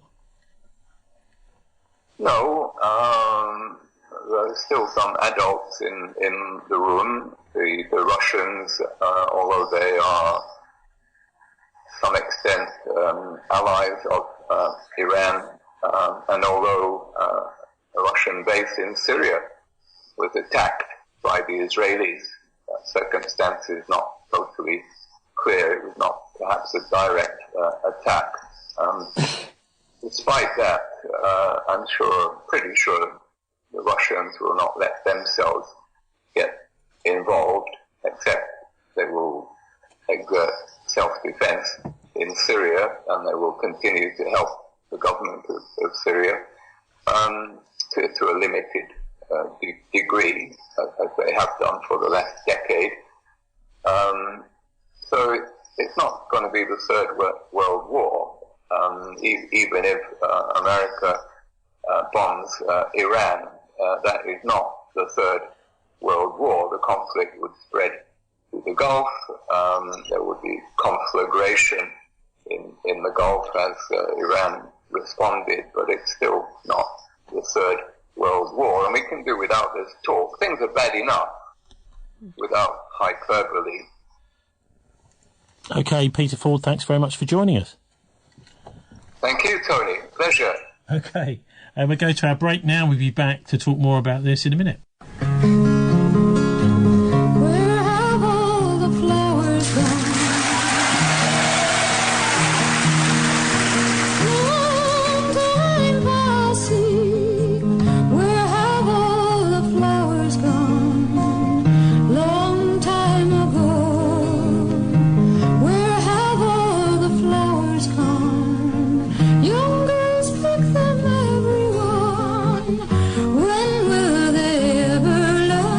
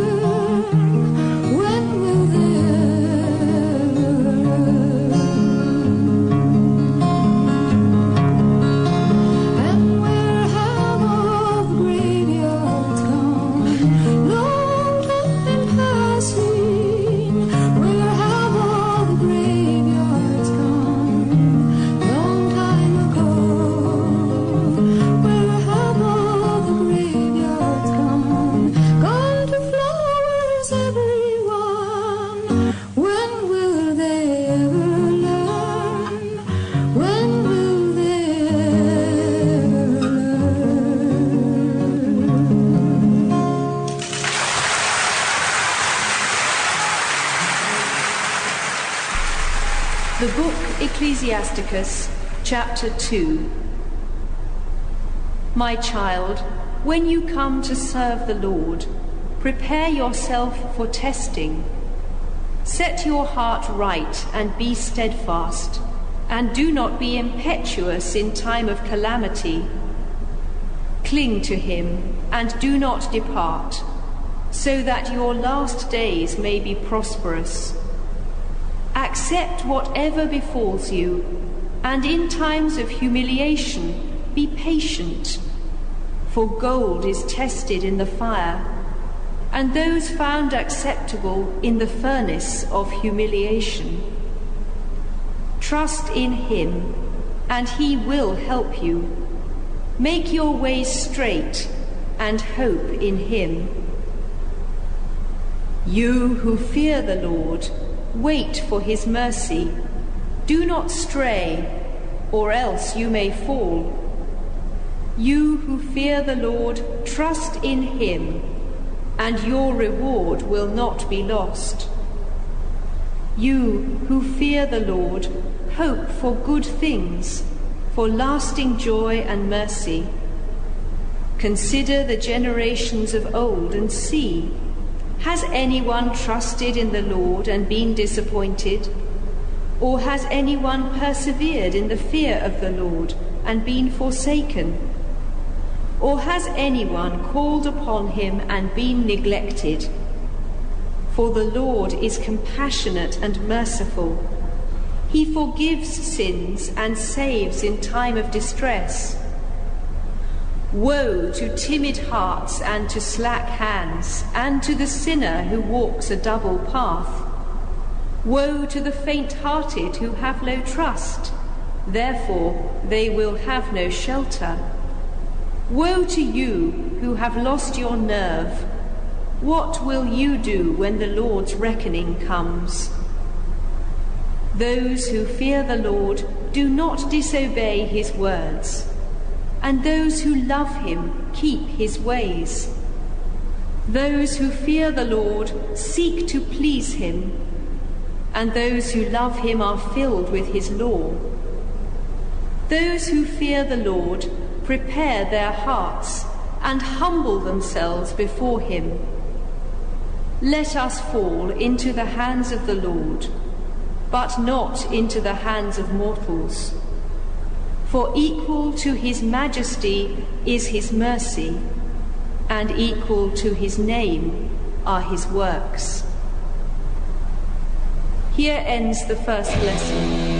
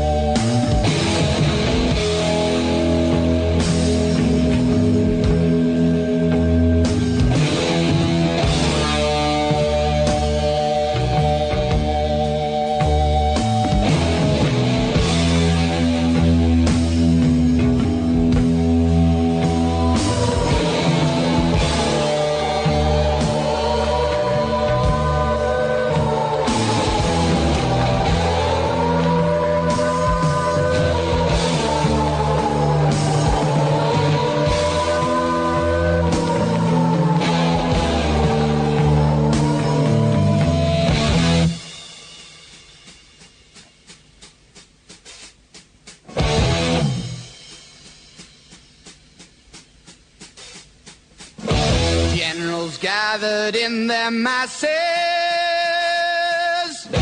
just like witches at black masses. Evil minds that plot destruction, sorcerer of death's construction. In the fields of bodies burning, machine keeps turning. Death and hatred to mankind, poisoning their brainwashed minds. Oh Lord, yeah.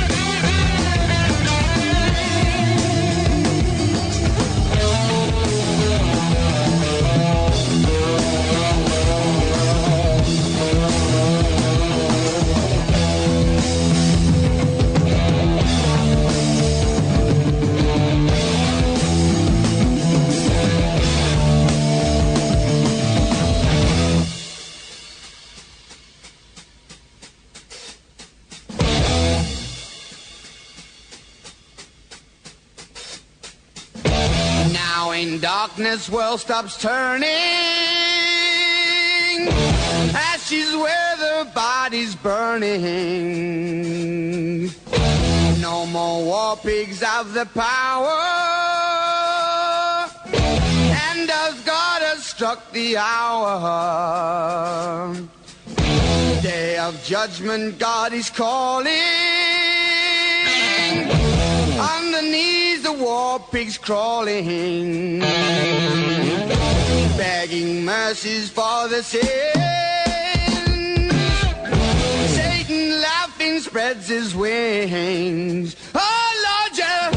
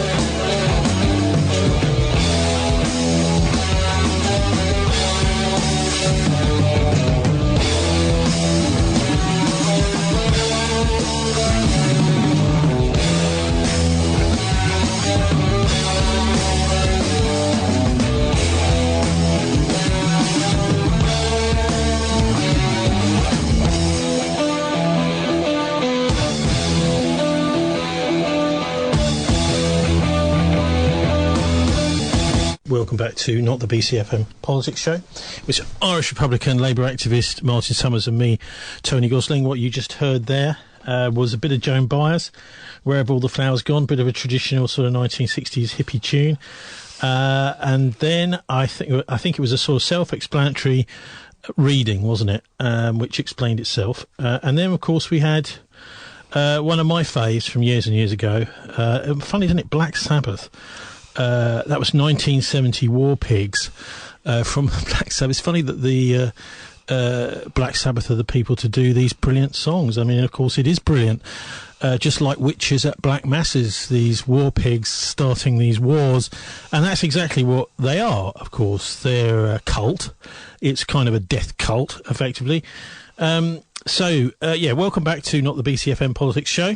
And Martin, one of the craziest things of the week has been this assassination of Hassan Nasrallah. I wasn't expecting it. Were you? Was he? Well, you've got to expect these things. I mean, obviously, it's the Israelis are, they're very, they think that they've had a great success. What do you make of this decapitation strategy of theirs? The idea is to take out the top people. Well, I mean, the point is that... no one's taking out the Israeli top people, are they? Or Biden, or Starmer, or anyone like that. As I said earlier, the Tory leadership hopefuls were all congratulating the Israelis on killing Nasrallah. Now, Nasrallah is a political figure. He's a religious figure and a political figure.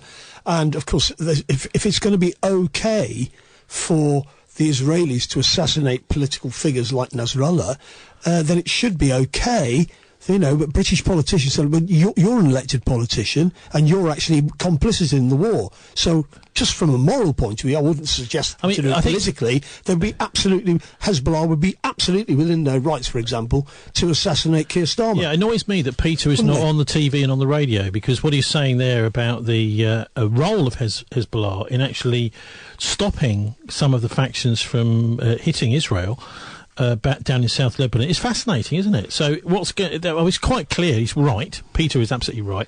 There are factions now which are trying to set Lebanese factions against each other.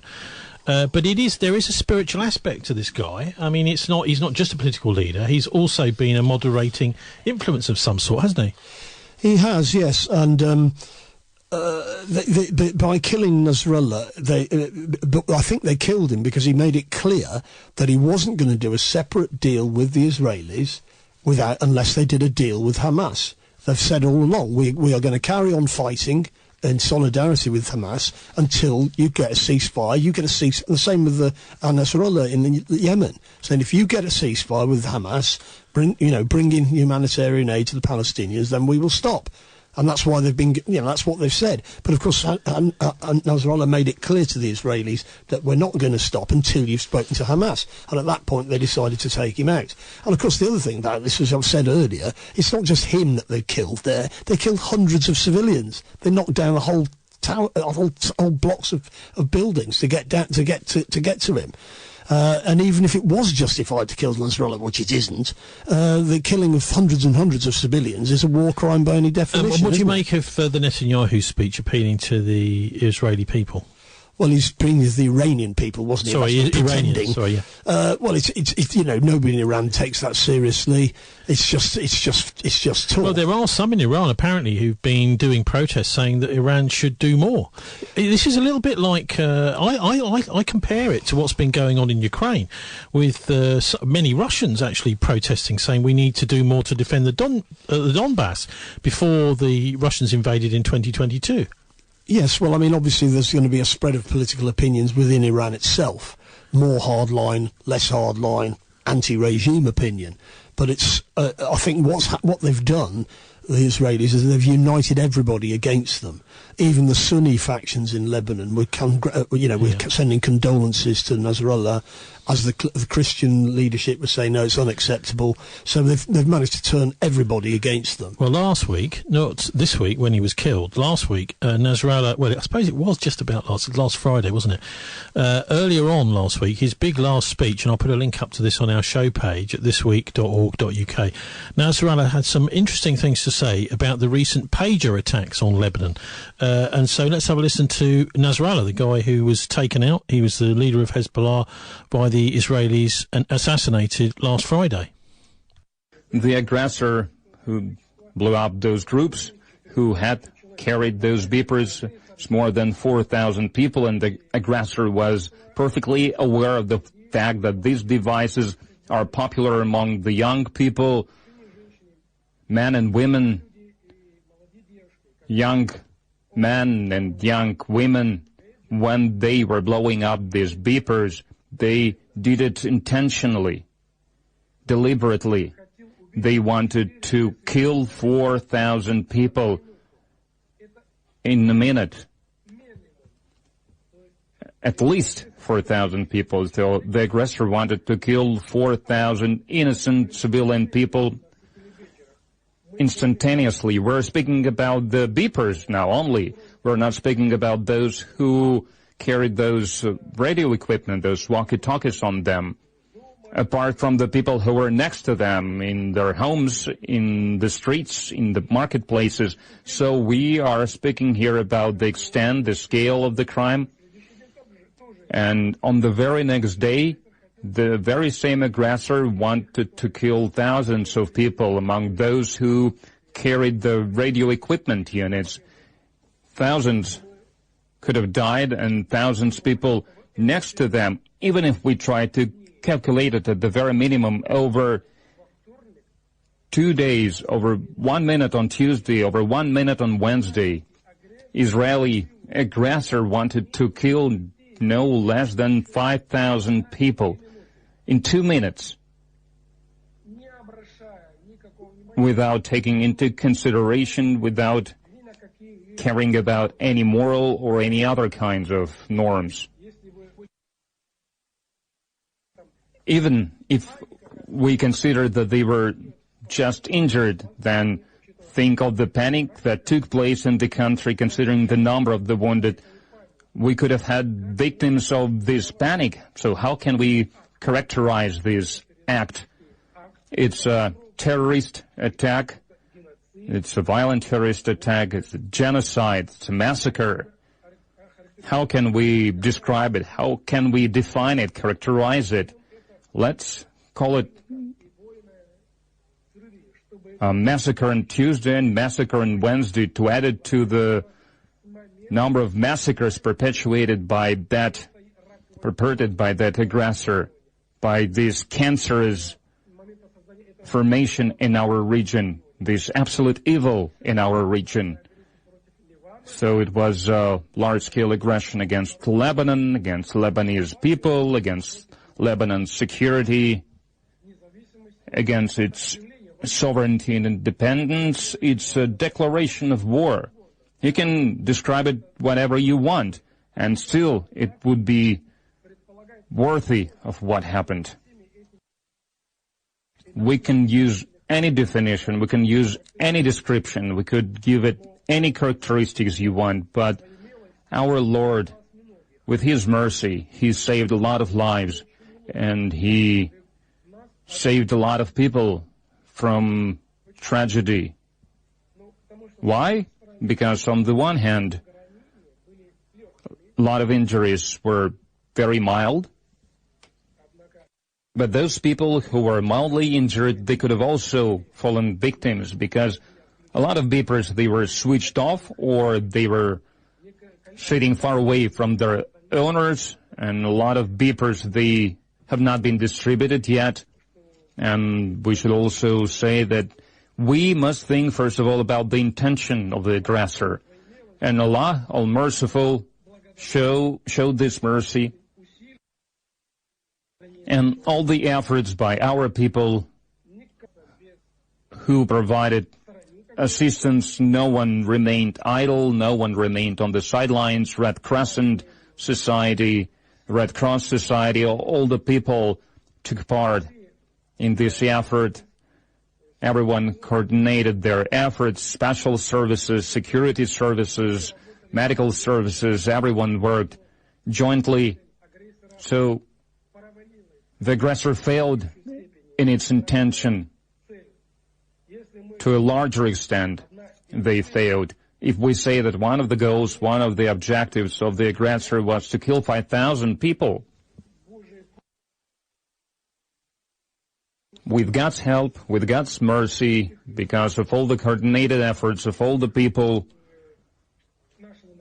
of our nation, of various social stands, various representatives of our people, this objective mainly failed. So that's an extract from the final speech of Hassan Nasrallah, the leader, Secretary General of Hezbollah, Martin. He's sounding, he doesn't sound sort of bitter and twisted. He sounds quite measured. He actually does sound quite spiritual. He's just talking about the enemy that has come like a cancer in this region. And it has, hasn't it? It's rather like, I suppose, the indigenous people of the Palestine region would have thought when suddenly the Knights Templar back in medieval times turned up and started trying to take the place over. In fact, they did take the place over, in the 13th century. And this is the same sort of thing going on now. But what do you think about his general tone? I mean, I wanted to hear, because I've never heard anything more than a tiny, like half a sentence soundbite from this guy who was assassinated by the Israelis last Friday, and he sounds like quite a reasonable man. Well, he was very highly thought of by his own people. He was originally from quite a poor family, and his dad was actually a secular nationalist, part of the Syrian National Party, but he decided in Syria. In Lebanon, right? Yeah, and he was more religious than his family. and he gradually worked his way up to being the leader of Hezbollah, and he was treated as, you know, bit of a poison chalice, isn't it? Well, I mean, any leader in that position, it's going to be difficult. You know, I remember chatting to Bill Nash, who was a British Army officer in Palestine in the 1940s, and he said, well, back then, the Israeli terrorists, the Zionist terrorists, as soon as there was some Arab said, yes, we will stand up and try to negotiate some peace here, they were assassinated by the Israeli terrorists. Well, if you think about what's happened... Israel didn't exist at that time, actually. Yeah, they've assassinated Haniya, they've assassinated... They're really into assassinations, aren't they? Yeah, this is a big thing. They've assassinated the moderates, so that they've got nobody to talk to. And they say, there's nobody to talk to now, yes, because you've killed all the people that you could have talked to, and therefore there's nothing to talk about now. But of course, ultimately, probably this isn't going to be settled through negotiation. It's obvious that it's going to be spiritual leaders that lead the people in this sort of situation. They're dealing with evil, aren't they? Yes, well, I mean, Hezbollah is a religious organisation, obviously. They've actually got brigades in Hezbollah who are Christians. And the Shia have been very much Nasrallah led Hezbollah away from the idea of creating an Islamic State in Lebanon. He said it's not really viable here because we've just got too many different sorts of people here. We can't have an Islamic State. We've just got to have some kind of compromise situation where everybody can rub along. So he was very much a moderate and very much somebody who didn't, you know, like most sensible people, they don't want to have a war unless they have to. But of course they've now been provoked. The military wing of Hezbollah is basically intact. A lot of the people that were blown up with the pages were, in fact, the civilian people of Hezbollah. As Alistair Crook, who's another British diplomat, pointed out, the actual communications of military Hezbollah have been fibre optic cables underneath the ground. So the pages were dished out to people who were medical people. A lot of them were paramedics, and just social services type televisions people. And civil defence stations. In other words, people that go and help if there's people injured. These are the places which the Israelis in Beirut have been bombing. They bombed some paramedics yesterday in Beirut and killed them all. They're Hezbollah paramedics, so therefore they're a legitimate target. And even Borrell, who's the head of the EU, said this is unacceptable. You can't just go around. They deliberately target. Yeah, but they don't take any. They're just cocking a snook at him, aren't they? Well, they are, yeah. So let's also, because I got to know a little bit about Hezbollah, actually having met the editor of their Hezbollah magazine, who came over to Bristol in 2008.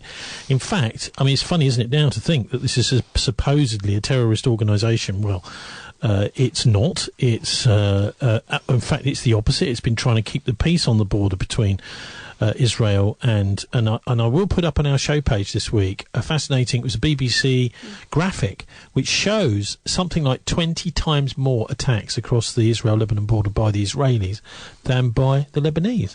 And that's because Hezbollah, as Peter Ford, the former ambassador to Syria, was just telling us, Hezbollah has been trying to keep the peace down there. So any hothead Palestinian exiles or Lebanese who are trying to lob rockets at the Israelis have been slowed down and stopped from doing that by Hezbollah. So that's the influence there. They're not terrorists. It is really an anomaly for them to be called a terrorist organisation here in Britain. It's only called a terrorist organisation because they're censored and we're not allowed to know what they're up to. Do you want to say something? Yeah, well, I want to say I don't think anyone is scared of Hezbollah, but people are scared of the Israelis. Absolutely right. So anyway, let's have a listen now to an extract from this chap who came to speak. His name is Ibrahim Masawi, editor of the main newspaper for Hezbollah, who came to speak on the 12th of March 2008, right here in the council chamber at Bristol City Council. All of his sound engineering and stuff like that, all the setup for the public address system was organised by us, the journalists from the Journalists Union, NUJ, in Bristol. I respect a lot of values in the West. I am a graduate of Birmingham University. I got my PhD degree about the compatibility between Islam and democracy. And I tell you simply what was the outcome of my thesis. We love democracy. We respect elite rotation, checks and balances, transparency, elections, regular elections, freedom of speech, and all of these things. They are genuine, they are important, they do not contradict with Islam, but please, you cannot impose, no one can impose his own version of democracy on other countries. Let democracy nurture steadily from within. Do not impose it.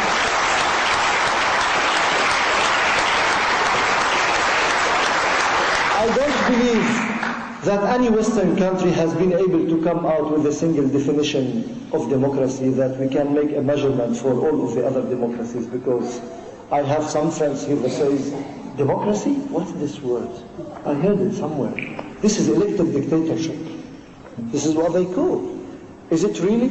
And if it's the choice, what if the majority of the people don't want democracy, for example? It is democracy.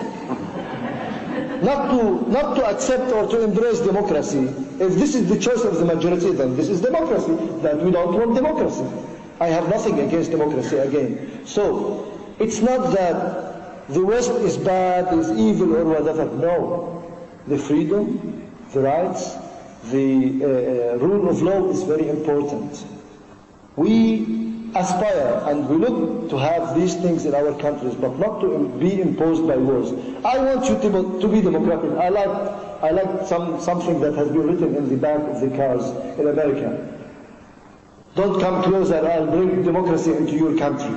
And we see what kind of democracy that they are bringing to Iraq and to Afghanistan and everywhere, meddling in their affairs and killing their people. Democracy in Iraq, 1 million people killed. And then we come again to the same thing. They don't want you to come here and speak. Why? Why is the censorship? What am I going to say? They say I'm extremist or fanatic or with Hezbollah and Hezbollah. Oh, Hezbollah. This terrorist organization. Terrorist organization? It's a resistance movement.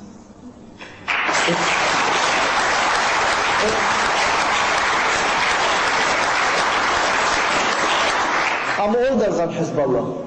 I tell you, I was born in 1965. Hezbollah came into existence officially in 1985. In 1982, the Israelis came to our country under a pretext and alibi. It hasn't been proved, nobody knew about it. They said that there has been an attempt against the life of their ambassador in London. And they invaded Lebanon, the large-scale invasion against Lebanon. They killed 100,000 people. They made the Sabra al-Shatila massacres with Sharon. I don't know where he is now, between life and death. So, they made the massacres of Sabra al-Shatila, and then there has been a reaction to this invasion, to this war.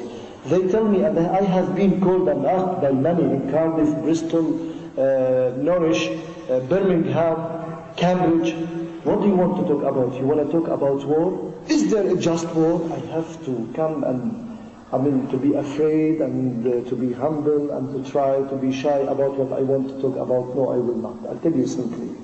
If you want to tell the people that you don't want wars, what do? You have many things that you can do. You can demonstrate in the streets, voice out your anger, vent out your anger, and say, I'm against it. You can take measures. But if it's your country, what do you have to do? It's your moral duty. It's your responsibility, and it is your right. A natural right, a human right. It's a human right. It's an international law right. It's the natural law, it's the human doctrine that you have to defend yourself and you have to protect your country and you have to liberate it. Our country under occupation, we did not go to any country and occupy it. We did not steal anybody's water or oil or there hasn't been any soil theft from the Lebanese side, from Hezbollah side. They have always fought on the Lebanese territories to protect Lebanese people and to liberate Lebanese territories from occupation and invasion. Do you call this terrorism? Okay, that's Ibrahim Moussawi, PhD from Birmingham University. Oh, naughty Birmingham University, you little terrorists. by the way, it was them where Frisch and Pars were hanging out back in the 1940 that designed the atomic bomb. They've got quite a lot to answer for up in Birmingham. But Martin, he comes across as very reasonable, intelligent, and actually this, I suppose, is why we never hear from representatives of Hezbollah on British media. Well, the British government have said that both Hezbollah and Hamas are terrorist organisations, and you know that British journalists, like Richard Medhurst, have been harassed for supposedly, and there's a woman journalist, citizen journalist, who's being Sarah Wilkinson, being prosecuted. Because anybody who expresses... Have these people actually been charged now? It's not clear what's going on. I think what often happens with these is it's a sort of phishing operation by the anti-terror branch, who, by the way, were the people responsible for the 7/7 London bombings, not properly investigating that and sort of looking the other way as Verint Systems went down the tunnels, this Israeli organisation. And, by the way, Benjamin Netanyahu was in London that day and got a warning on 7/7. But so the anti-terrorist people who are supposed to be, saving us from terrorism seem to be actually part of the Israeli terror network, Martin. Well, that's right. As you know, Netanyahu was in London that day, and the Jerusalem Post phoned up the embassy because after the bombs went off and said, "Is Bibi all right?" And they said, "Yes, it's okay. He didn't go to his meeting at Liverpool Street because he had a warning." Now, if I was the Metropolitan Police, I'd say, so you had a warning.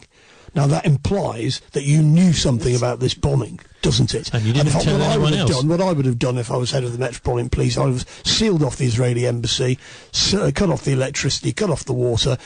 Nobody goes anywhere. Cut off the water? That's the human right, water. Well, no, until you tell us where you got your warning from. And of course, these are deep waters.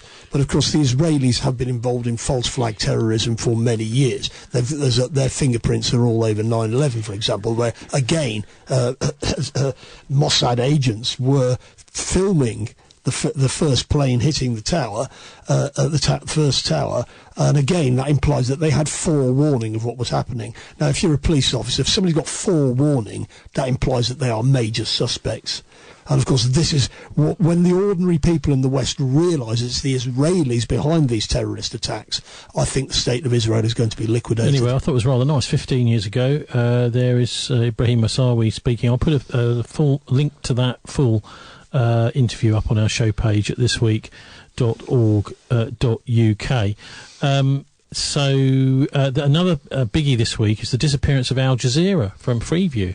Because Freeview, anyone that watches Freeview will know, it's gone. It's disappeared. And what they tell you is that you've got to plug the internet into your television if you want to receive Al Jazeera anymore. Well, that means get a smart TV. Control, so they know who's watching it. Yeah. They know where it's been switched on. And one of the weird things about all of this is there's been a fascinating documentary on Al Jazeera this week. Now it's been switched off from the free digital TV Freeview channels. It's called Investigating War Crimes in Gaza. And Al Jazeera have said that the interesting thing about this, or one of their main points in this documentary, is they have used almost exclusively evidence from... film evidence shot by Israeli soldiers themselves to show you the extent of these war crimes. A call comes from a private number on my husband's mobile phone.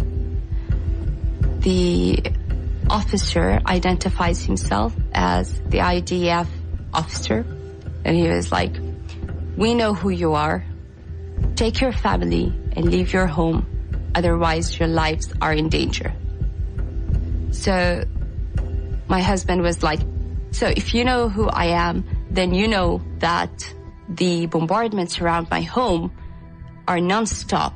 How do you expect me to take my kids and leave my home in such a time and risk their lives?" And he was like, "This is your problem. You need to figure it out." And I can't get over my 12-year-old, Aline, when this happened, she screamed at me. She was like, "They're going to kill us because of you. They're going to kill us because of you."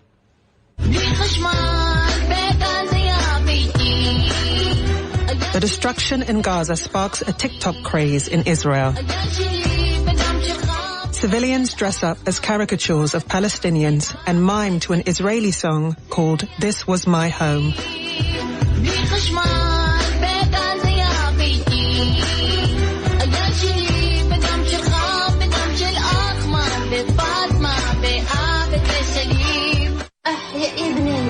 An influencer suggests Palestinians are faking their injuries. لأرحب بكرش أنا ما تجرر صناعة الكورس على الإنترنت شلي أنا حنون الماد بكورس أحلى بتاع البور بيتزا ياري أحلى بتاع البور بيتزا شلتين. Another influencer taunts Palestinians for the loss of water and electricity.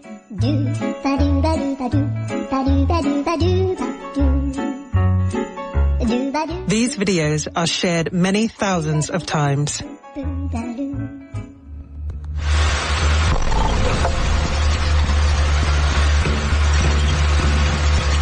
After 3 weeks of bombardment, Israeli ground troops enter northern Gaza.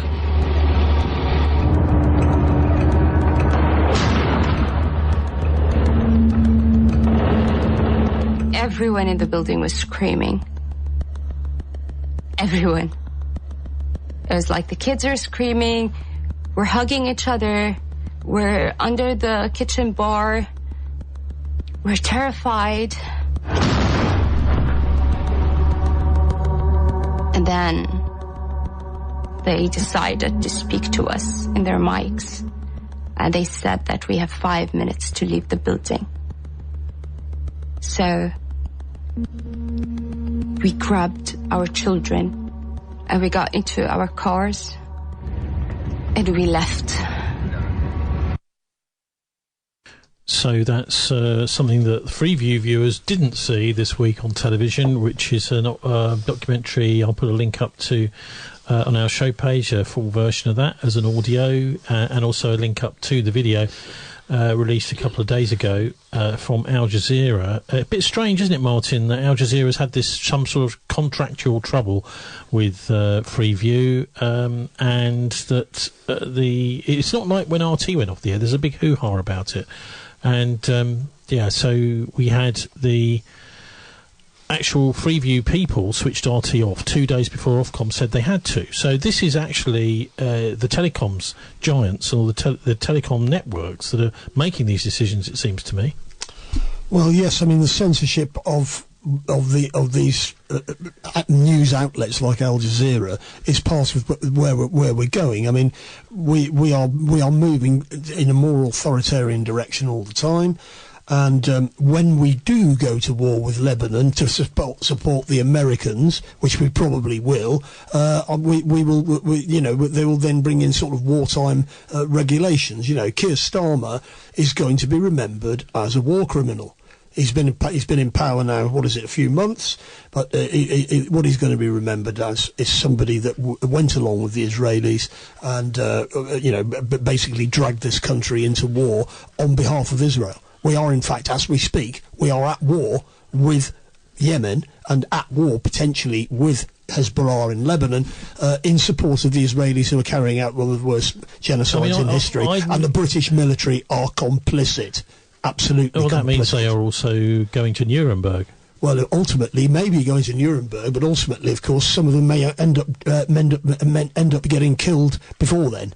Yeah, because Hezbollah have the capacity to hit Akrotiri. They can sink aircraft carriers. They can kill British military personnel. And of course, if Britain really wants to get involved in this, we shouldn't be involved in this at all. Then that's what will happen. Yeah, it's no use crying. It's no use crying, saying this is terrible. They've killed some of our soldiers. It's funny, isn't it? That's what happened. That we're not supposed to see this sort of thing anymore on Al Jazeera. Now, it may be that this is a genuine hiccup, contractually, and that. But I mean, I was amazed to see it disappear off of Freeview because, Anyway. You've got to be surveyed now if you want to watch Al Jazeera. It's been an absolute stalwart in reporting, and also, Martin, in Ukraine, hasn't it, Al Jazeera? Because they're sort of out of the fight. They've done some excellent reporting on Ukraine. This is a terrible thing to disappear from our TV screens. It's our eyes and ears that are being kind of... I feel like the Israelis are getting red-hot pokers and sticking them in our eyes. Well, that's right. I mean, having these English language international TV stations like RT, like Al Jazeera, was opening up. In English, we can find out what other people think. It's collaborators at home, I suppose, not just the Israelis. What they've done is they've just silenced it. What RT, which I was a regular on RT before it was banned, was presenting a balanced view. I mean, they had to fulfil Ofcom rules, so that they were not allowed to just give out propaganda. They got to stick to giving a balanced opinion. But we're not allowed to hear it anymore now. We just get the BBC who are talking about how audacious, for example, the pager attack was. Audacious. I suppose it would be audacious for the Hezbollah to destroy the BBC. That would be audacious. Well, it would be audacious if they assassinated Netanyahu, wouldn't they? That would be audacious. Or Keir Starmer. Well, this is the point. This is ridiculous. Where does it stop? Well, if you're going to start killing political leaders, then there's no patting people on the back for assassinations. This is really well, I mean, I contacted early this week 5 Live. I was listening to someone congratulating people, one of their guests, and I picked up the phone to 5 Live to dial in and said, look, I want to go on the radio and say something about this, because you can't just use the BBC to say that it's a good idea to assassinate people, because what happened in the First World War, an assassination started that. Franz Ferdinand in Sarajevo started the First World War. Also, they're war crimes. Anyway, let's have a listen now to the second clip, the final clip from this amazing little, it's shocking stuff. I mean, maybe before we see it, we could say something, Rita is still with us, and Martin, about this idea that, the idea is that this is so horrifying to watch that many people just sort of switch off. They don't have to take it off of the television. Most people just go, oh, look, I'm going to get on with my day, I'm not going to watch this horror show. Martin? Well, I've personally, I've tried to avoid looking at too much of it, because I kind of get my information through reading. But of course, one of the problems that the Israelis have got is that their frontline soldiers are taking selfies of them doing all these terrible things and boasting about it. Well, that's exactly what this documentary is there to expose. Rita, what do you think about that? Talking about the news being taken. Al Jazeera. But it's also, in a way, we self-censor, don't we? We think, well, I'm not going to watch that this evening because it might give me nightmares. Yeah, that's true. But anyway, social media, TikTok, there's a lot of information there. People put all there. So that can be following if we don't need it. Yeah. Okay, so let's have a listen to the second clip from here. This one, this is from this documentary. As I say, I'll put it up on our show page later. Thisweek.org.uk, investigating war crimes in Gaza. In this little section, Al Jazeera looks at the potential implications that British politicians and British officials may be complicit in these war crimes. The assistance given by the UK and other Western powers has legal implications. If you start acting in a conflict to a level that the people on the ground who are doing the fighting are using your information actively as they fight, you can't just say the Israelis are doing things and we want them to behave differently if they're killing too many civilians, but we're not really involved. Actually, you may be a party to the conflict yourself. If you continue to know and continue to supply weapons and targeting information, if you're supplying targeting information despite knowing what the result is, and the result is a gross human rights violation, then you also get to complicity. So, the deniability that you're deeply involved in what's going on in Gaza begins to evaporate.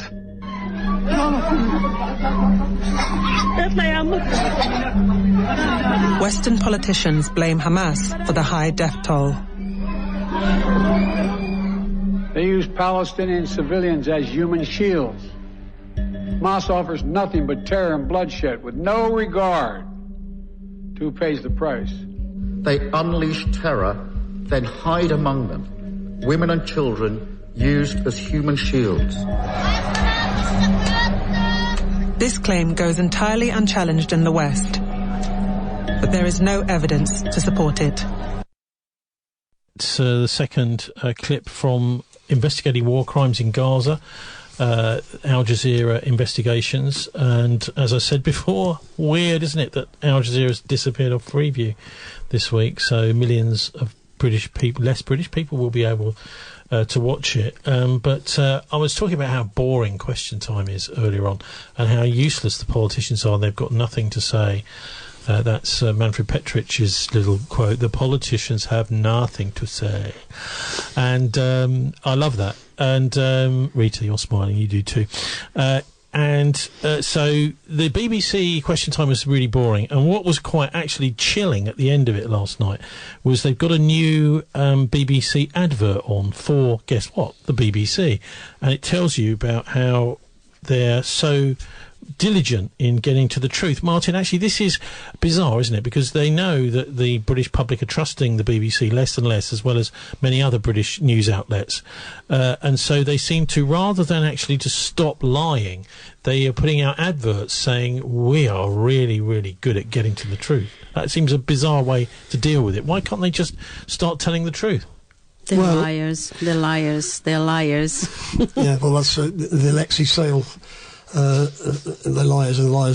Well, I mean, Jonathan Cook's written a very good article this week about the BBC and the coverage of what's been going on and how completely complicit they are, because they're basically recycling Israeli talking points. You know, the pager attack was treated by people like the Daily Telegraph and so on as some kind of glorious. On a marvellous, you know, the Israeli spies, best in the world.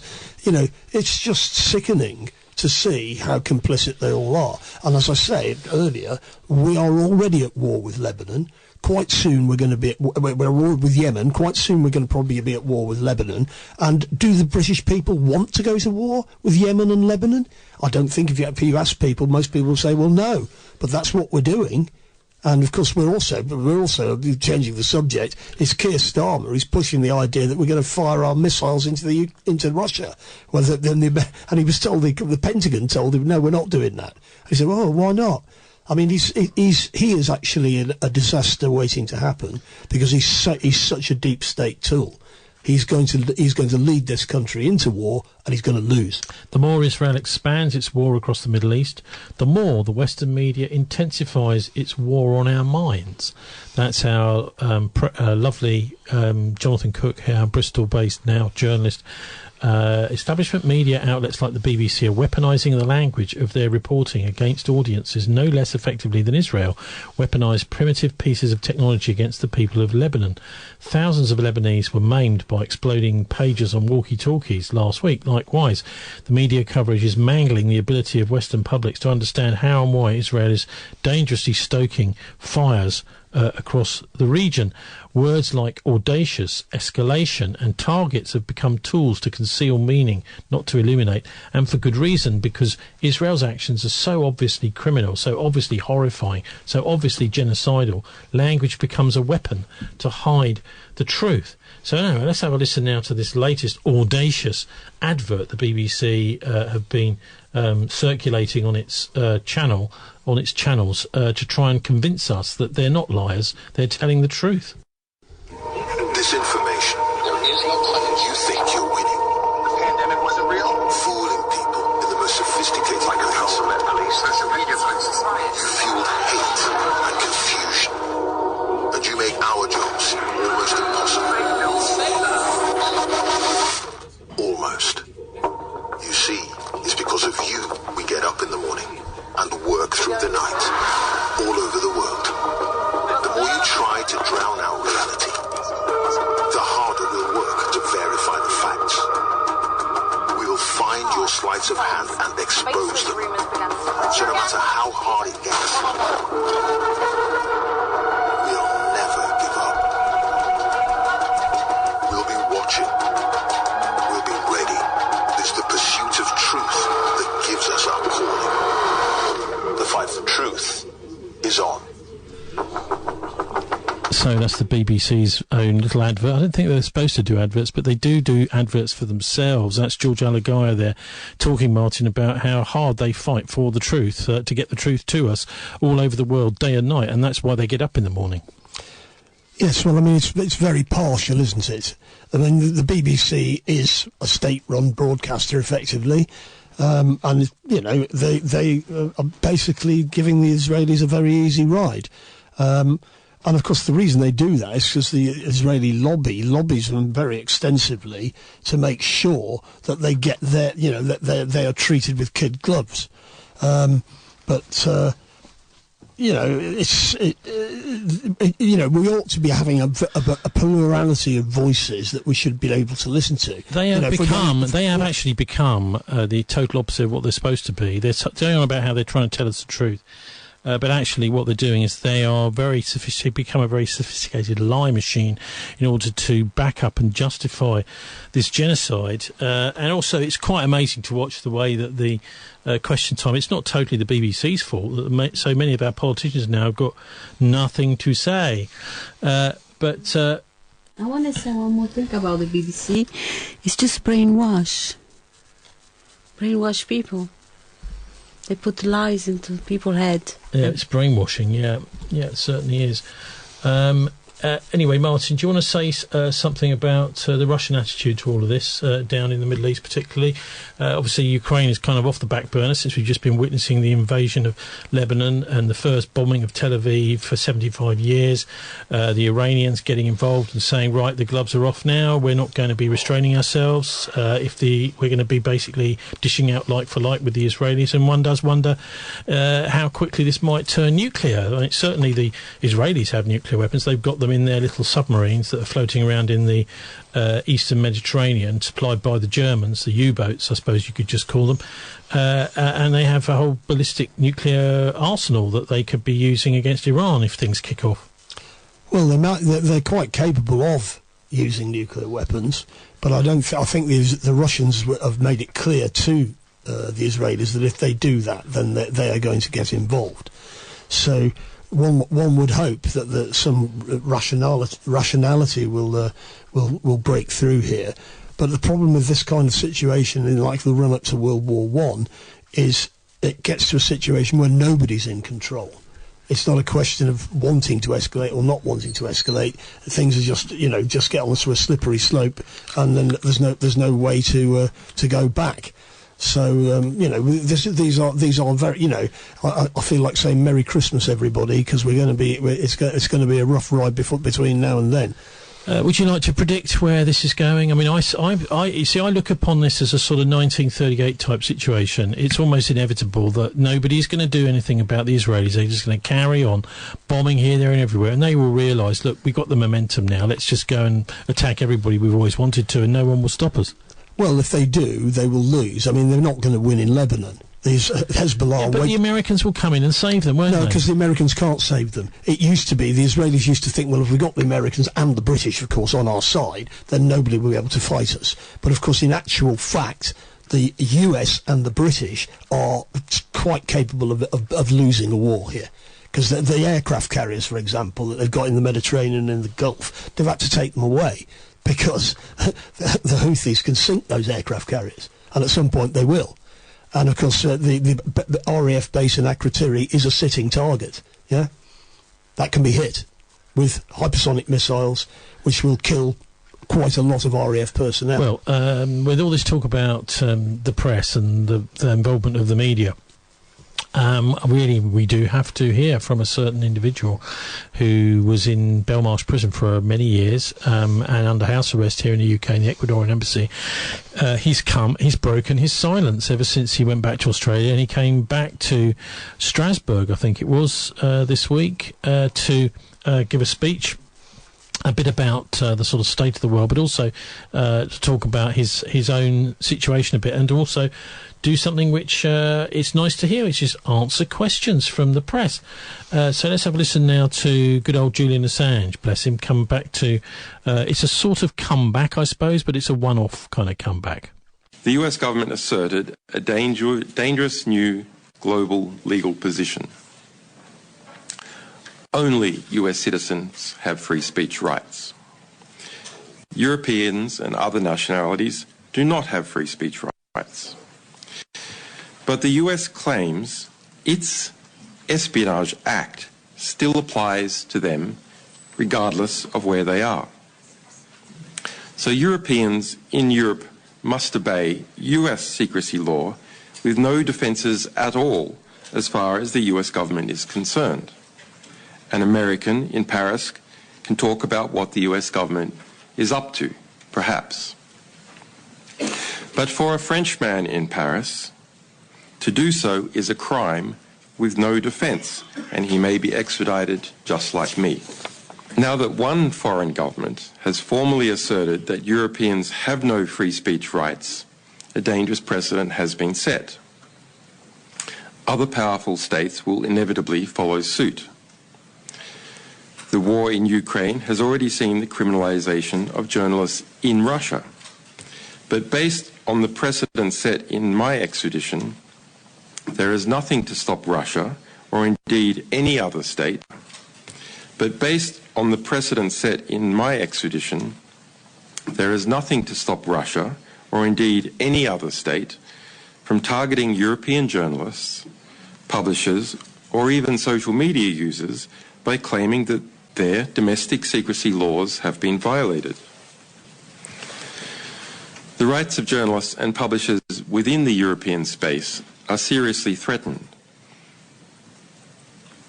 Transnational repression cannot become the norm here. As one of the world's two great norm-setting institutions, PACE must act. The criminalization of news-gathering activities is a threat to investigative journalism everywhere. I was formally convicted by a foreign power for asking for, receiving, and publishing truthful information about that power while I was in Europe. The fundamental issue is simple. Journalists should not be prosecuted for doing their jobs. Journalism is not a crime. It is a pillar of a free and informed society.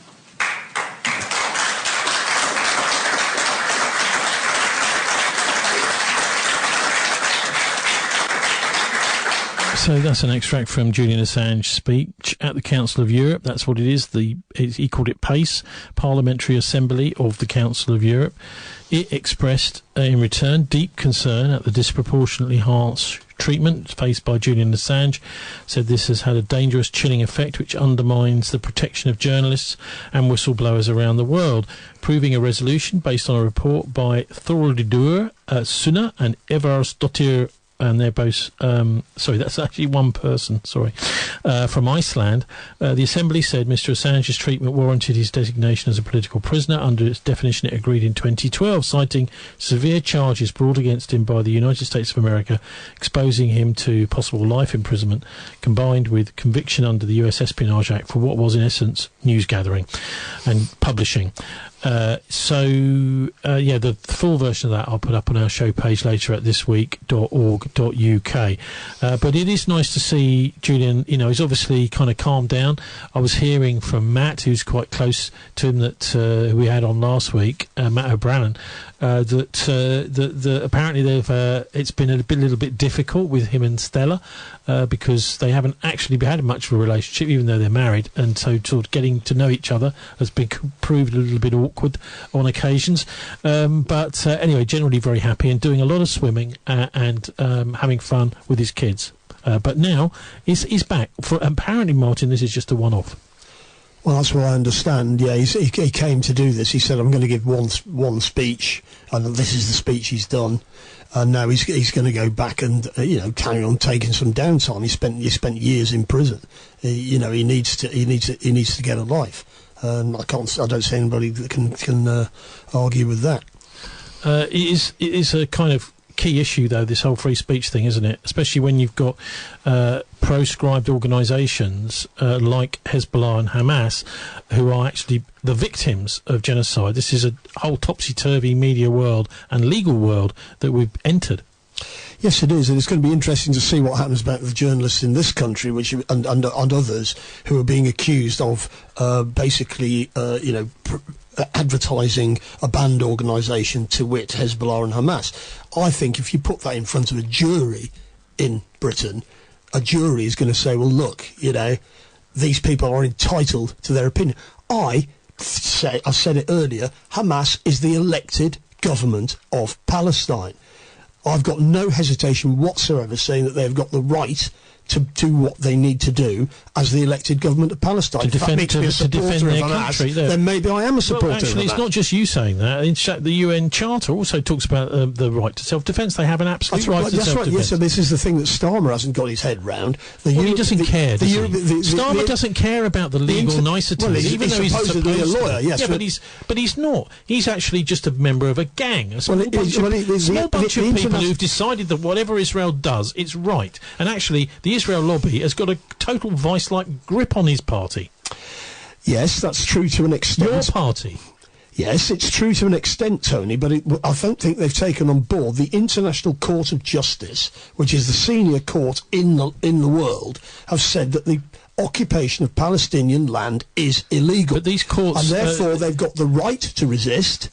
Yeah, the right to resist in international law is lies with the Palestinians, and Starmer is just on the wrong side of that. He keeps on going on about how we've got to defend Israel's right to defend itself. Israel has no right to defend itself when it is still occupying Palestinian land. There's no international law that says that they're allowed to do anything other than just withdraw from that land. They're not doing it, and Britain, of course, other countries like Ireland, Norway, Spain, Portugal have already said that they're going to recognise a Palestinian state. We aren't, because we're too much in the pocket of the Israelis, in the pocket of the Americans, and that's who Keir Starmer this is so perverse. He's running this country on behalf of the United States of America. It's so perverse. Gideon Levy, the Haaretz journalist, he says it very, very clearly that the Israelis are actually perverting language when they talk about the people that they are genociding. But they don't actually use that word. What they say is that actually Israel are the victims. I don't think we've ever seen this in history before, where some kind of Hitler-like character is bleating about, everyone is so nasty to us, we are the victims. This is unbelievable. This is about as twisted as it's possible to get. Well, it is, and of course many Israelis were not part of the Holocaust at all. I mean, they've been born in Israel.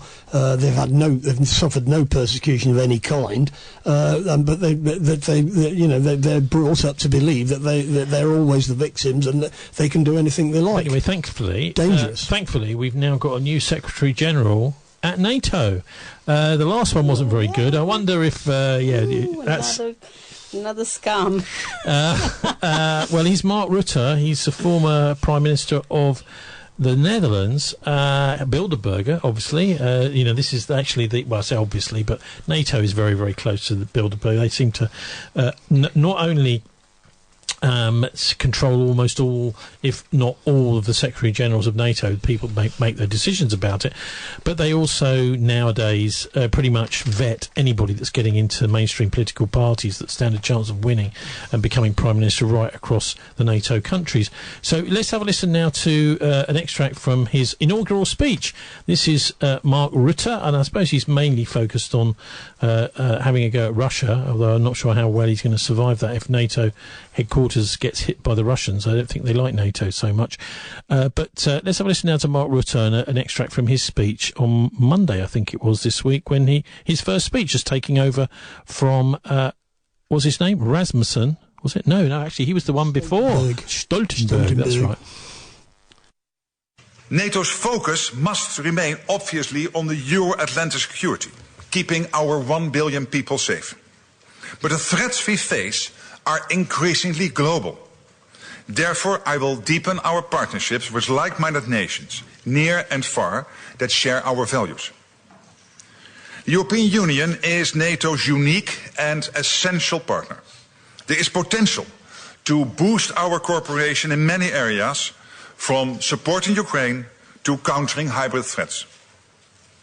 We will also increase our engagement with partners across the Middle East, North Africa, and the Sahel regions to foster stability in our southern neighborhood. We must do more to counter the threat of terrorism to our nations and our populations.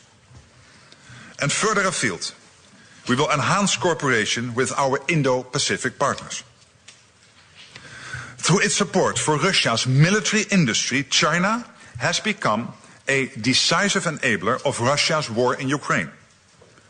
China cannot continue to fuel the largest conflict in Europe since the Second World War without this impacting its interests and reputation. Russia is also receiving support from North Korea and Iran that allows it to sustain its illegal war. Later this month, Australia, Japan, New Zealand and South Korea are participating in a NATO defense ministerial for the first time. I look forward to welcoming them and forging a shared approach to our shared challenges. Finally, I want to thank all the men and women in uniform serving our alliance. You put into practice the defense of our freedoms every day, often at great risk to yourselves. Thank you for your service. I look forward to working with all of you, and I cannot wait to get started. And with that, I'm ready to take your questions. Mark Rutte is now taking over as Secretary General of NATO, and it's funny the way they sort of try and spin themselves, where he's saying, actually, we're really focused on the North Atlantic, but actually, kind of the Pacific as well, and many other regions of the world, which is why they've opened up offices for NATO really all around the world, haven't they? They're out in the Asia-Pacific region too now. They are, that's right. And, of course, what's happened with the blowing up of the Nord Stream 2 pipeline by the Americans, it's quite clear they did it. The Germans have now got this cock and bull story that a Ukrainian rogue element in a yacht supposedly blew up the pipeline, but everybody knows it was the Americans. And, of course, that's what's happened is that Europe is being cannibalised by the United States of America. Hang on, I've not heard that one fact-checked by the BBC. The BBC haven't fact-checked that. Well, they hardly mention it, do they? It's the most important thing that's happened. It's the biggest single act of terrorism, because if you think about it, blowing up a pipeline like that's billions and billions worth of damage. There was a huge methane leak. It's quite good for the Americans, because we have to buy a load of that's right. So in other words, it's destroying German industry. So Germany is relocating its industries to the United States because that's the only way they can make them viable, which is going to put everybody. Volkswagen is going into liquidation, and of course the whole of Europe, including Britain, is going to have a depression now. A depression. We're all going to go. We're all going to be put out of work, and the Americans are going to cannibalise all of our industry. Volkswagen during the war made the V1 Doodlebug bomb, so if they go into liquidation, I'm not going to be shedding too many tears. Well, no, these are ordinary workers, car workers, who are going to lose their jobs, and of course the Rheinmetall is making a lot of money supplying weaponry to the Ukrainians, and they were saying they were going to open up a factory in the Ukraine, but of course the Russians will just bomb the factory. So, what do you make of the Dutch taking over the Secretary General of NATO? I mean, they were involved very much in this whole business of MH17, weren't they? And the Malaysian airliner that came down over Ukraine. Well, they were. I mean, Rutte and the investigation into it. Rutte is a he's a Rutte or a rotter. Rotten. Rotten Rutte. Well, he's an American puppet, just like Keir Starmer. I mean, it's extraordinary. The leadership in Europe is absolutely obeisant to the Americans. Well, the Americans are destroying our economy, the European economy, and our leaders are cheering them on. What they should be doing is telling them, look, we want compensation. Yeah, the Americans owe the Germans and everybody else in Europe billions of dollars worth of compensation for blowing up that pipeline. Are we ever going to get that money? No, we're not. We need to go to war with them, not with the Russians. I don't think that. Well, the Americans are here. They've got bases here. They've got one up at Fairford near us. They've got a whole load of bases in East Anglia, places like Mildenhall, Lakenheath. They've got Menwith Hill up in Yorkshire as well. But they've got bases everywhere. They're spy bases, and we are the unsinkable aircraft carrier. Well, that's right. And the Israelis are another unsinkable aircraft carrier. I wonder if Cyprus and Akrotiri are the sinkable aircraft carrier. Well, I think it does begin to ask the question, why have Britain got a base in Cyprus? Shouldn't be there. Cypriots don't want it to be there. It's there and we're paying for it. And, of course, we're using it to join in to get Israel's back. Yeah, so when they go and massacre people, and then when people fire back, we wade in to help the Israelis. Is that unacceptable? We're just on the wrong side here. just on the wrong side. Well, I'll tell you, you mentioned good old Keir Starmer batting for the Americans, it's not good. What did you say? Downing Street. Well, I think he's good old Keir Starmer. He's just who he is, so he can't help it. Be the way he's Britain's first ever atheist leader, apparently, Prime Minister, and as is King Charles, although he says he's a sort of follower of all faiths. I don't know what quite faith he is. Anyway, as Britain has kind of strayed away from Christianity, things seem to have got very, very bad. Maybe we should go back again and start having those, think of others before yourself type values. But let's have a listen now.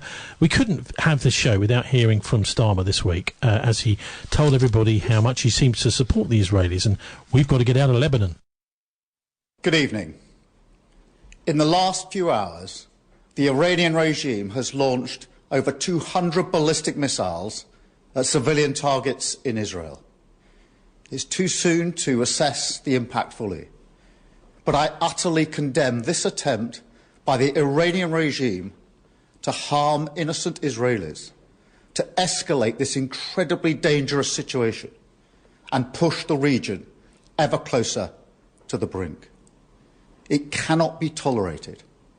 We stand with Israel and we recognise her right to self-defence in the face of this aggression. Iran must stop these attacks, together with its proxies like Hezbollah. Iran has menaced the Middle East for far too long. Chaos and destruction brought not just to Israel, but to the people they live amongst in Lebanon and beyond. Make no mistake, Britain stands full square against such violence. We support Israel's reasonable demand for the security of its people. I've spoken today to Prime Minister Netanyahu, the King of Jordan, President Macron and Chancellor Scholz. In the last week, I've also spoken to other leaders, including Prime Minister McCarthy of Lebanon, President Abbas, the leader of the Palestinian Authority, to try to find the space for a political solution to the conflicts in Lebanon and Gaza. Because I am deeply concerned that the region is on the brink, and I'm deeply concerned about the risk of miscalculation. The situation in Lebanon is increasingly grave. I want to repeat my advice to British nationals who are still in Lebanon. You must leave now. You should register your presence with government officials on our website. We have a chartered flight, and we're doing everything we can to get people out. But the situation is extremely volatile.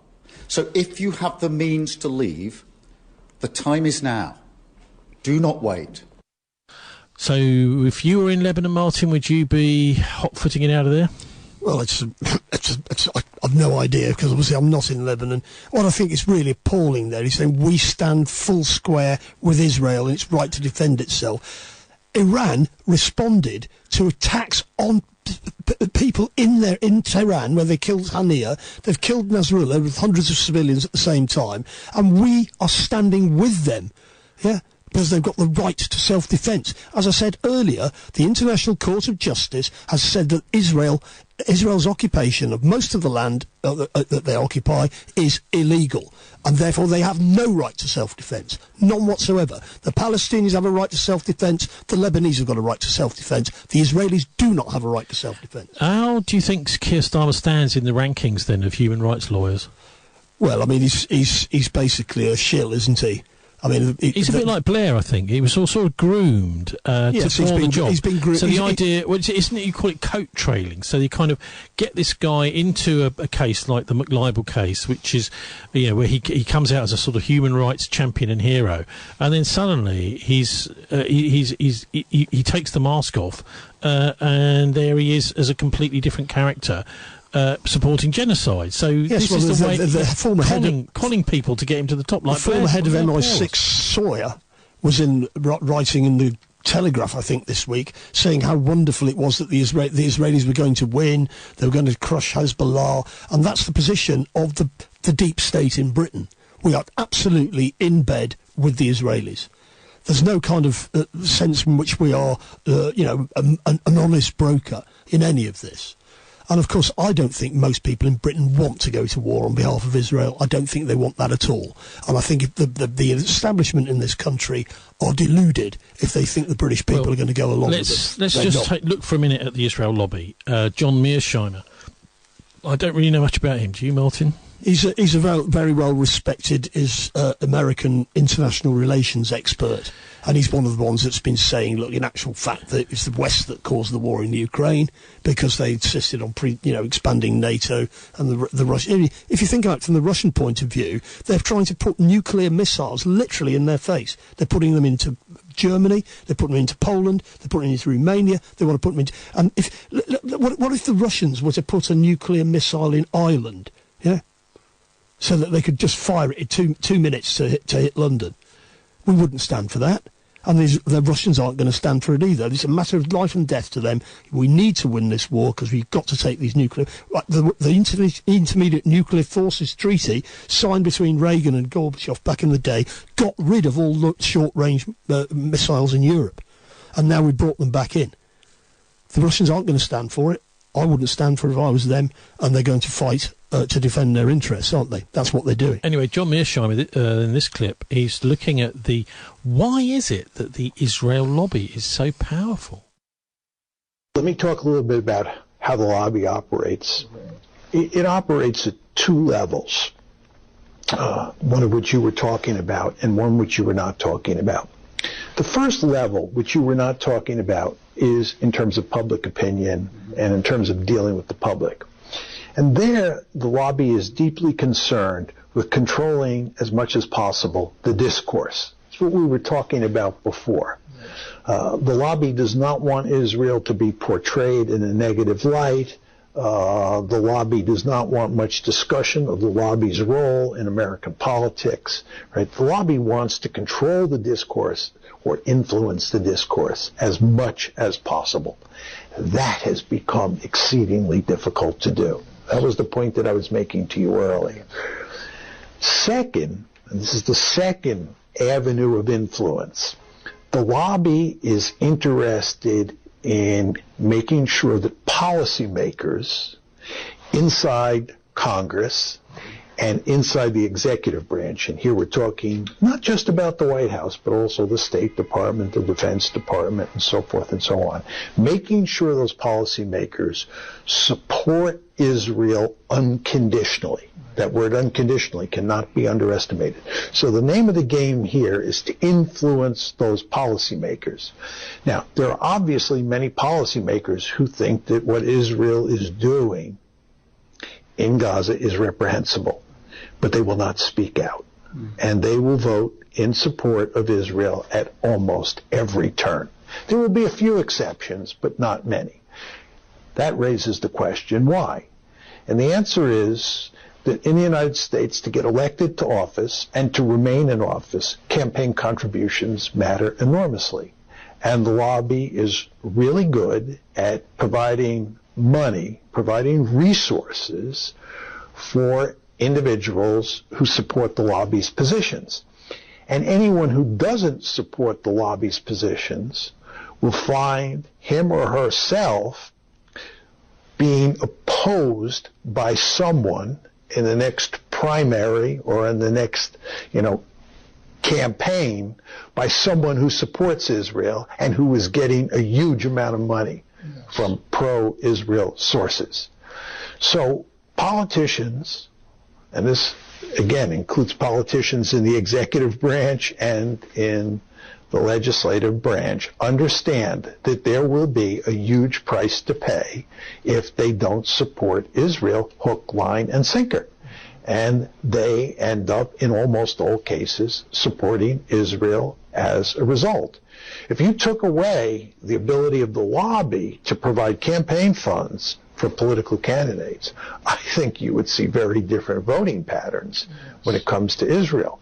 Because this is not a case of all these politicians loving Israel and feeling they have to support Israel because it shares our values or it's a strategic asset. They do it in good part out of fear that the lobby will put its crosshairs on them and defeat them for office.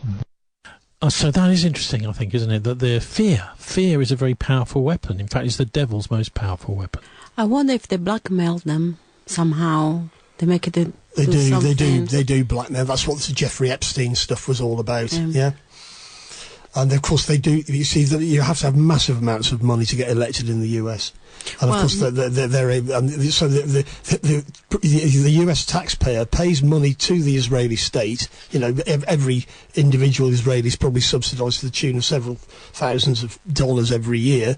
And then they use that money to buy the politicians back in the United States. So it's a continuous, fascinating, perpetual motion machine way of seeing Aren't this. money just printed paper? Sorry? Well, that's a bogus question at the moment, really, when it comes to all of this. Well, there's bitcoins as well. There's not just pieces of paper. Yeah. Is it? So the idea is that. That it's actually about, it's like a mafia thing, really. So the idea is you get into office, you think you're running, and someone has a quick word in your ear saying, look, if you do sort of criticise Israel, there's going to be some problems for you, and there are, of course, you might even dare to try it out. It's almost like it's a very much a mafia sort of style tactic. It's like, I mean, the mafia. The actual mafia in the United States, Meyer Lansky, who, one of the creators of Las Vegas, they've been working with the CIA and Mossad for years. That's the mafia, yeah? So that's what we're up against here. Because the criminal fraternity, which runs the drugs trade and all the rest of it, do it in cahoots with the CIA and Mossad. And of course, in the Latin America, Mossad were very involved in the setting up of paramilitary groups which killed loads and loads of people in Colombia. I thought that was the Americans. No, they subcontracted a lot of that to the Israelis. So Israeli military personnel were very heavily involved in all of the military dictatorships in Latin America. So there's people in Latin America like Gustavo Petro, who's the president of Colombia, they've got good reason to hate the Israelis. Well, when I was in South America, killed loads of people. When I was in South America, the Israeli soldiers were wandering around as sort of gringos, having a nice time and touring around. But after they finished it, come out of the military. Yeah, well, they may be there on their holidays, but there's sort of the people who've been over there as part of, they got to like the military place. to military Maybe when they were contacts. over in the military, they got to like the place. So they decided, let's come and have a holiday here. Anyway, look, we're getting towards the end now. Russia, what have they got to say about all of this? We don't hear anything on the TV from the Russians. So let's go to the United Nations Security Council to see what the Russians have got to say about the invasion of Lebanon by Israel this week. Instead of using diplomacy, the West Jerusalem authorities unambiguously staked everything on using force. And their American accomplices are playing completely into their hands. They are paralyzing the deliberations of Security Council. As a result, the new victim of the Israeli military machine is Lebanon. After intensive shelling of Lebanese towns, the southern neighbor started a ground operation in Lebanon. Furthermore, after a series of political killings, including the killing of the Hamas chair of the political bureau, Hanin, the general secretary of Hezbollah, Nasrallah, and other leaders of resistant movements, Iran came into the confrontation. Iran, who for 2 whole months had been showing exceptional restraint. From the statements made by our Western colleagues, we drew the conclusion that the only issue that the Security Council has in front of it is a response to a missile strike by Iran. It's difficult to imagine what kind of role the diplomatic process would play when the situation is viewed this way. And it's presented as though all of this happened in a vacuum, as though nothing is happening, and nothing did happen in Lebanon, in Gaza, in Syria, in Yemen. But it did happen, and it led to a new, very dangerous spiral of a widening Middle East conflict. Russia resolutely condemns the attack on Lebanon and calls on Israeli authorities to immediately stop using force and withdraw their troops from the Lebanese territory. There is no mission for fresh civilian victims amongst the civilians, and their number is already in the thousands. We express our solidarity with the leadership and the people of the friendly country of Lebanon who are undergoing an armed aggression, and we will send our heartfelt condolences to the families of those who died. So that's a little bit of music at the end of there. I'm not quite sure where that came from, but that was the Russians at the United Nations Security Council explaining things in a kind of rational, normal terms. Well, the Israelis are working with their friends, the Americans, at the UN Security Council to veto any kind of peace. Well, that's right. I mean, the Russians are, the Russian leadership, the Iranian leadership, Hezbollah's leadership, they're trying to avoid war. Because war's a bad thing. You don't really want a war.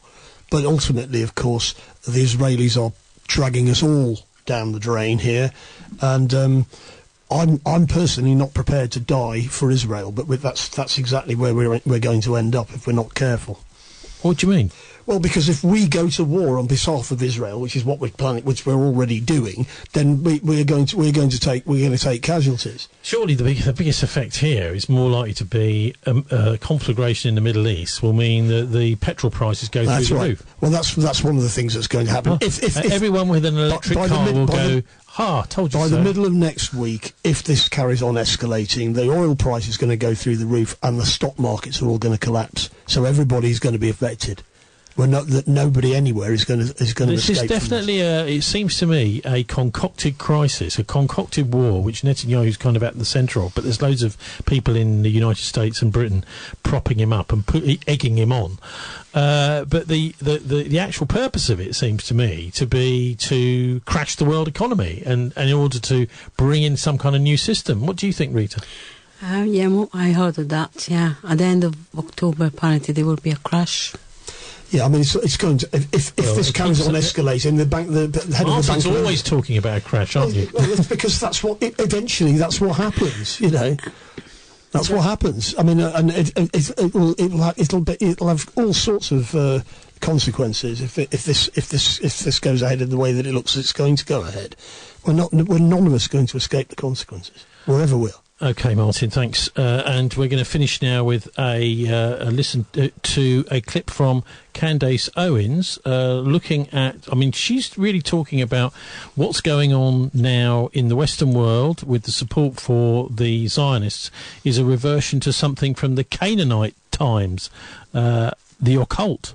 People are not even learning how to read. The establishment of public education, federal education, the Department of Education, and now kids are getting dumber and dumber and dumber, and they're just going to tell people what to think, of course, making it so that people react emotionally and not rationally. You're not going to be able to access books. You're not going to be able to read these books. Everything is just going to be an ever-present, and the state is going to tell you what to think. They're going to enslave humanity, in my view, in this way.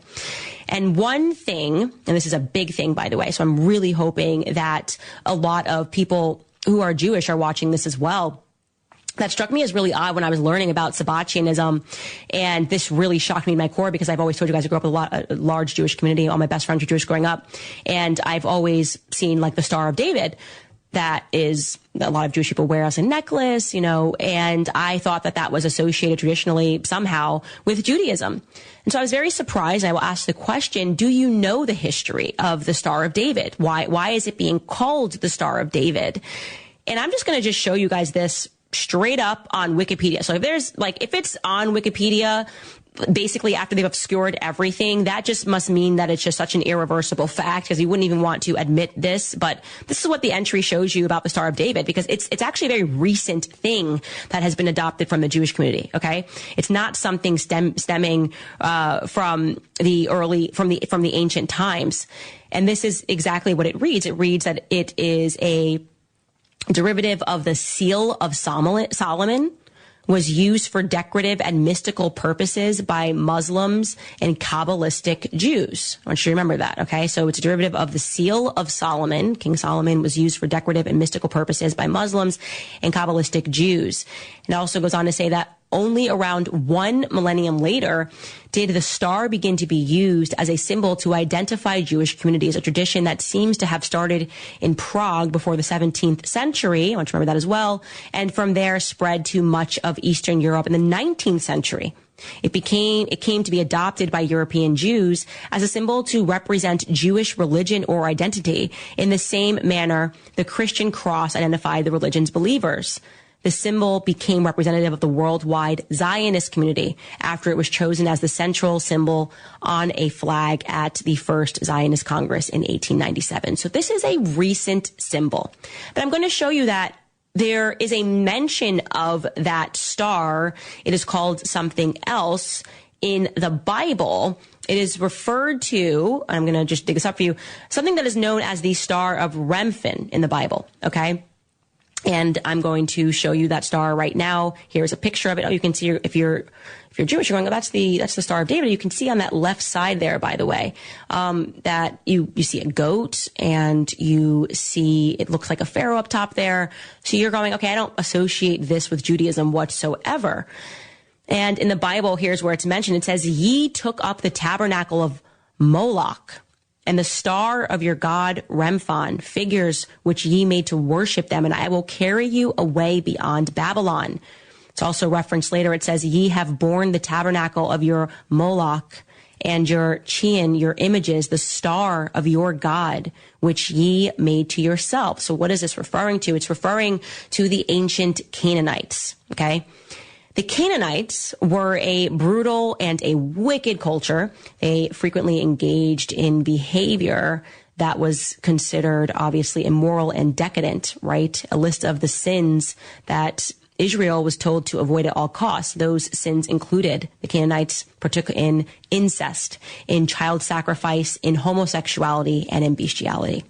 Now, in your mind, you're going, okay, that sounds familiar. We spoke about this as well when I was telling you guys about the Khazarian kingdom. And I think somebody asked a question yesterday, like, oh, do you know about the Khazars? And I had mentioned to you that, yes, I'm very aware, by the way, because I think that is what was mentioned also in that documentary that Kyrie Irving shared, was that for a period of time, a lot of Israeli historians were writing books and receiving awards for having traced their lineage to the Khazars. A very similar story with that kingdom before it was crushed by Russia and Persia. So that's Candace Owens speaking recently. I think it's called, the actual title of that video is More Occult History Exposed. This whole idea of the Star of David reminds me a little bit of the Welsh Dragon, because the Welsh Dragon was actually only introduced in the 1950s, and yet we think of it as being sort of been there forever, but it's not. And what they're saying is in the 17th century, 1600s in Prague, was the first appearance as a Jewish symbol of the Star of David. So it's not actually really rooted in old-fashioned Judaism, is it? No. Also been used in a Kabbalistic religion and other religion in India, I think, as well. But this is what's on the flag, and what she's saying there is actually no connection really with that, with actual, real, old-school Judaism. There's no connection with Judaism and Zionism. Well, there is now, but it never been before. If you go to the King James Bible, you'll find a verse in the book of Revelation, which was written by John the Apostle on the island of Patmos, because he was exiled there by the Romans. He was causing so much trouble in the city of Ephesus in Asia Minor, which is now Turkey. They said, look, get rid of this, don't kill him, because it'll just make him more popular and make him a martyr, but just send him to this island. And he became very, very old, John. He dictated the book of Revelation to his student Prochorus whilst he was sitting on a mountain. In fact, the area, because the people for years on Patmos, they'd known this guy John, and they remembered whereabouts he was. He told them where he was when he saw this vision. So they built a kind of chapel up on the side of the mountain in Patmos. Most amazing place to visit. I know you've just come back from Greece, haven't you? I miss it. You're looking very tanned. You miss it. You didn't want to come back, did you? Yeah. I didn't want to come back. Well, that's fair enough. The weather's pretty cold and miserable here these days. So, but anyway, so they built this chapel on the side. So if you're ever over in Patmos, do give it a visit, and they'll tell you all about it. But anyway, I think it's the third chapter of Revelation. Jesus is speaking to John, through John, and he says, "Behold, I will make them of the synagogue of Satan, who say they are Jews and are not, but do lie. Behold, I will make them to come and worship at thy feet, and know that I have loved thee." So this is the sort of idea here, really, is that the Zionists is a complete fake. It's fake, yeah. They've hijacked the whole Jewish faith, and their cleverest trick is to get people to think that they're actually Jewish, where they're not.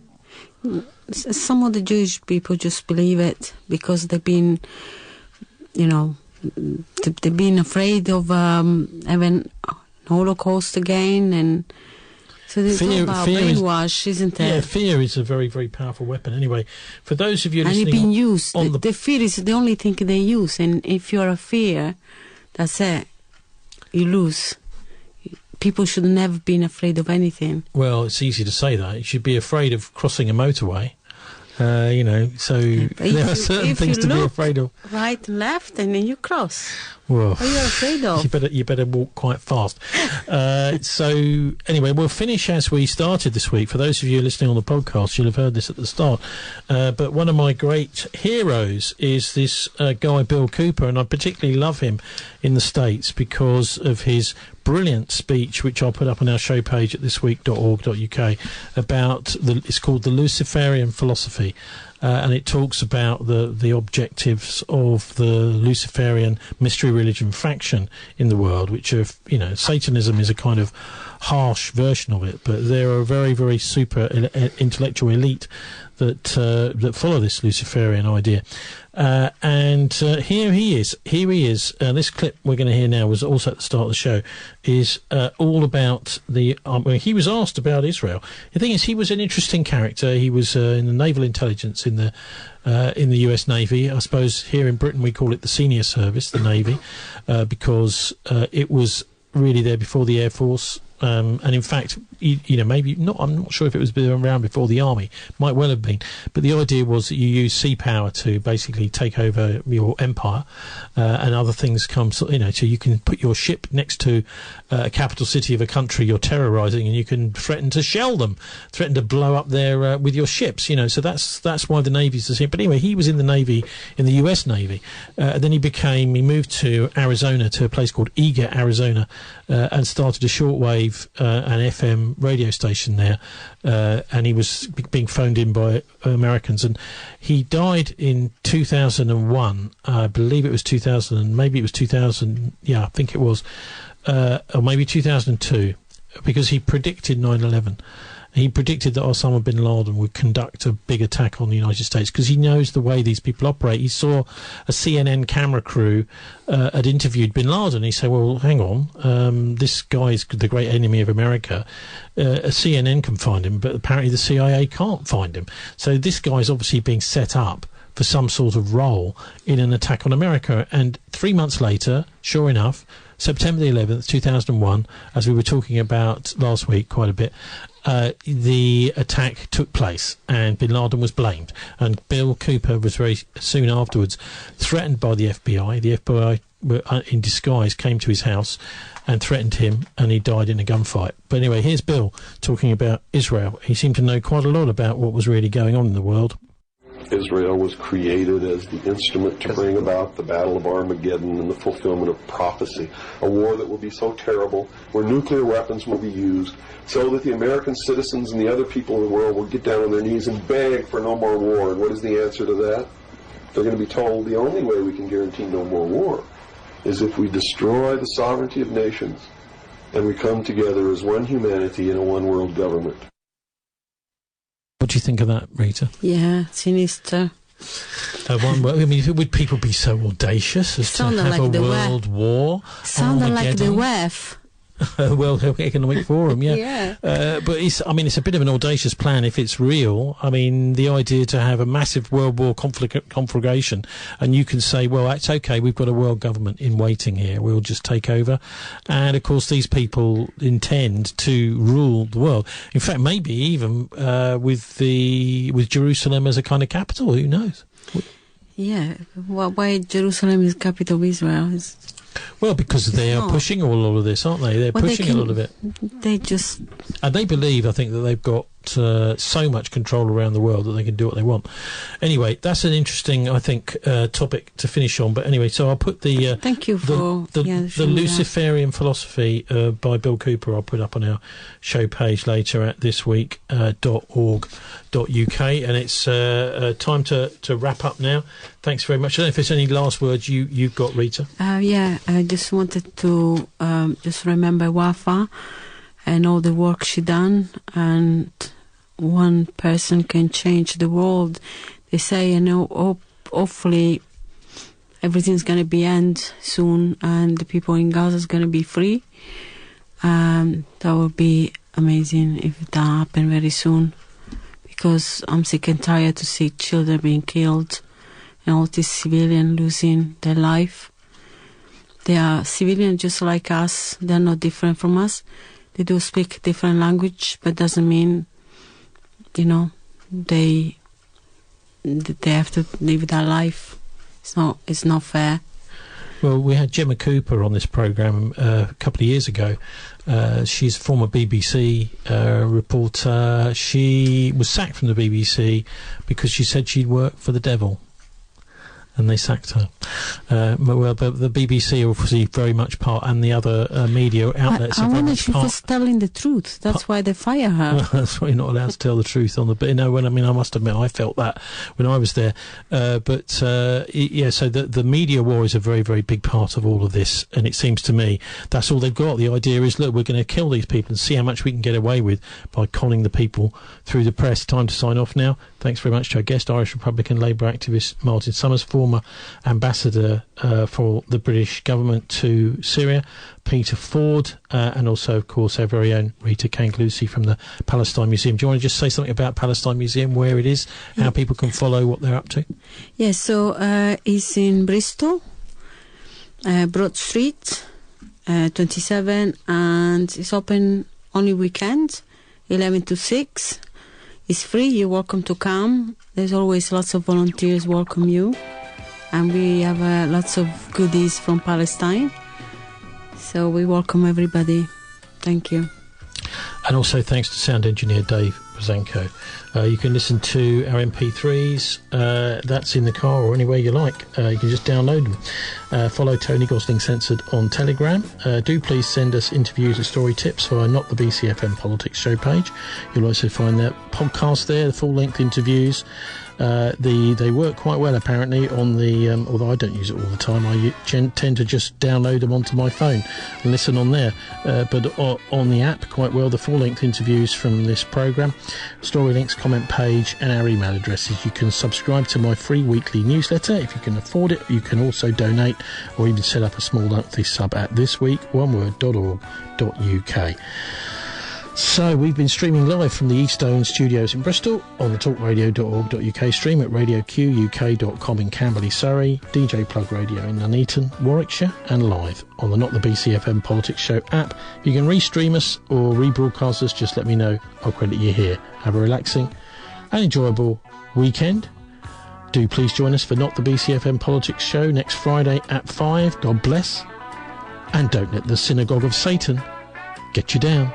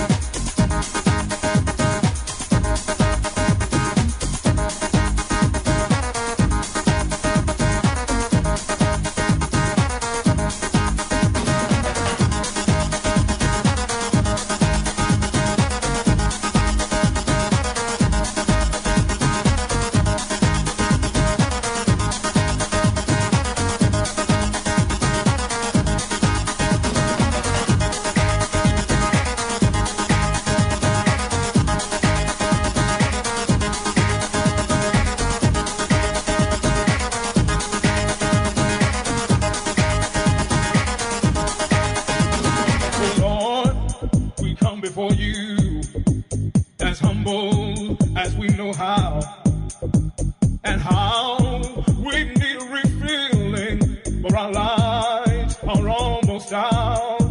We need a blessing. Please, Lord Jesus, send it now. I lift my God.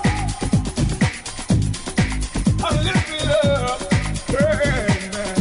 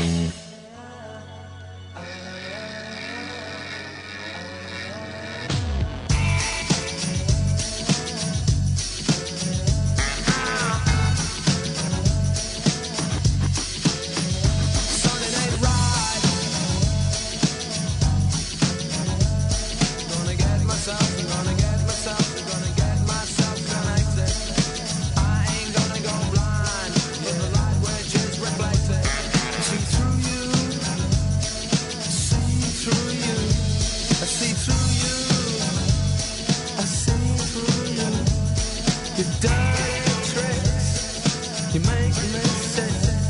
I see through you, I see through you. I'm gonna do it again. I'm gonna do it again.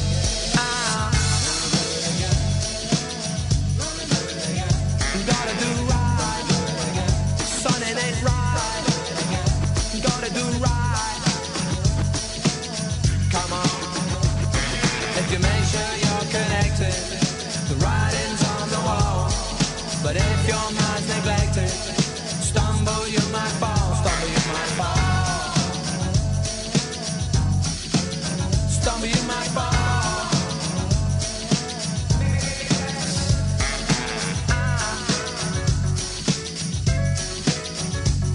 Go blind.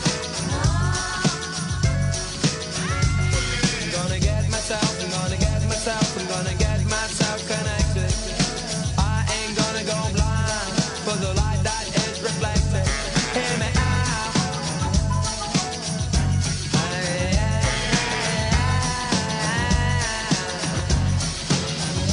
Do it again, do it again, do it again, do it again. I wanna do it again. I wanna do it again. I wanna do it again. You're terrified. I wanna do it again. Ain't gonna go blind. Ain't gonna go blind. I wanna do it again. Here we go. If you make sure you're connected, the writing's on the wall. But if your mind's neglected, stumble you might fall. Stumble you might fall. Hear me out. Stumble you might fall. In a state of fire, staying alive. Want some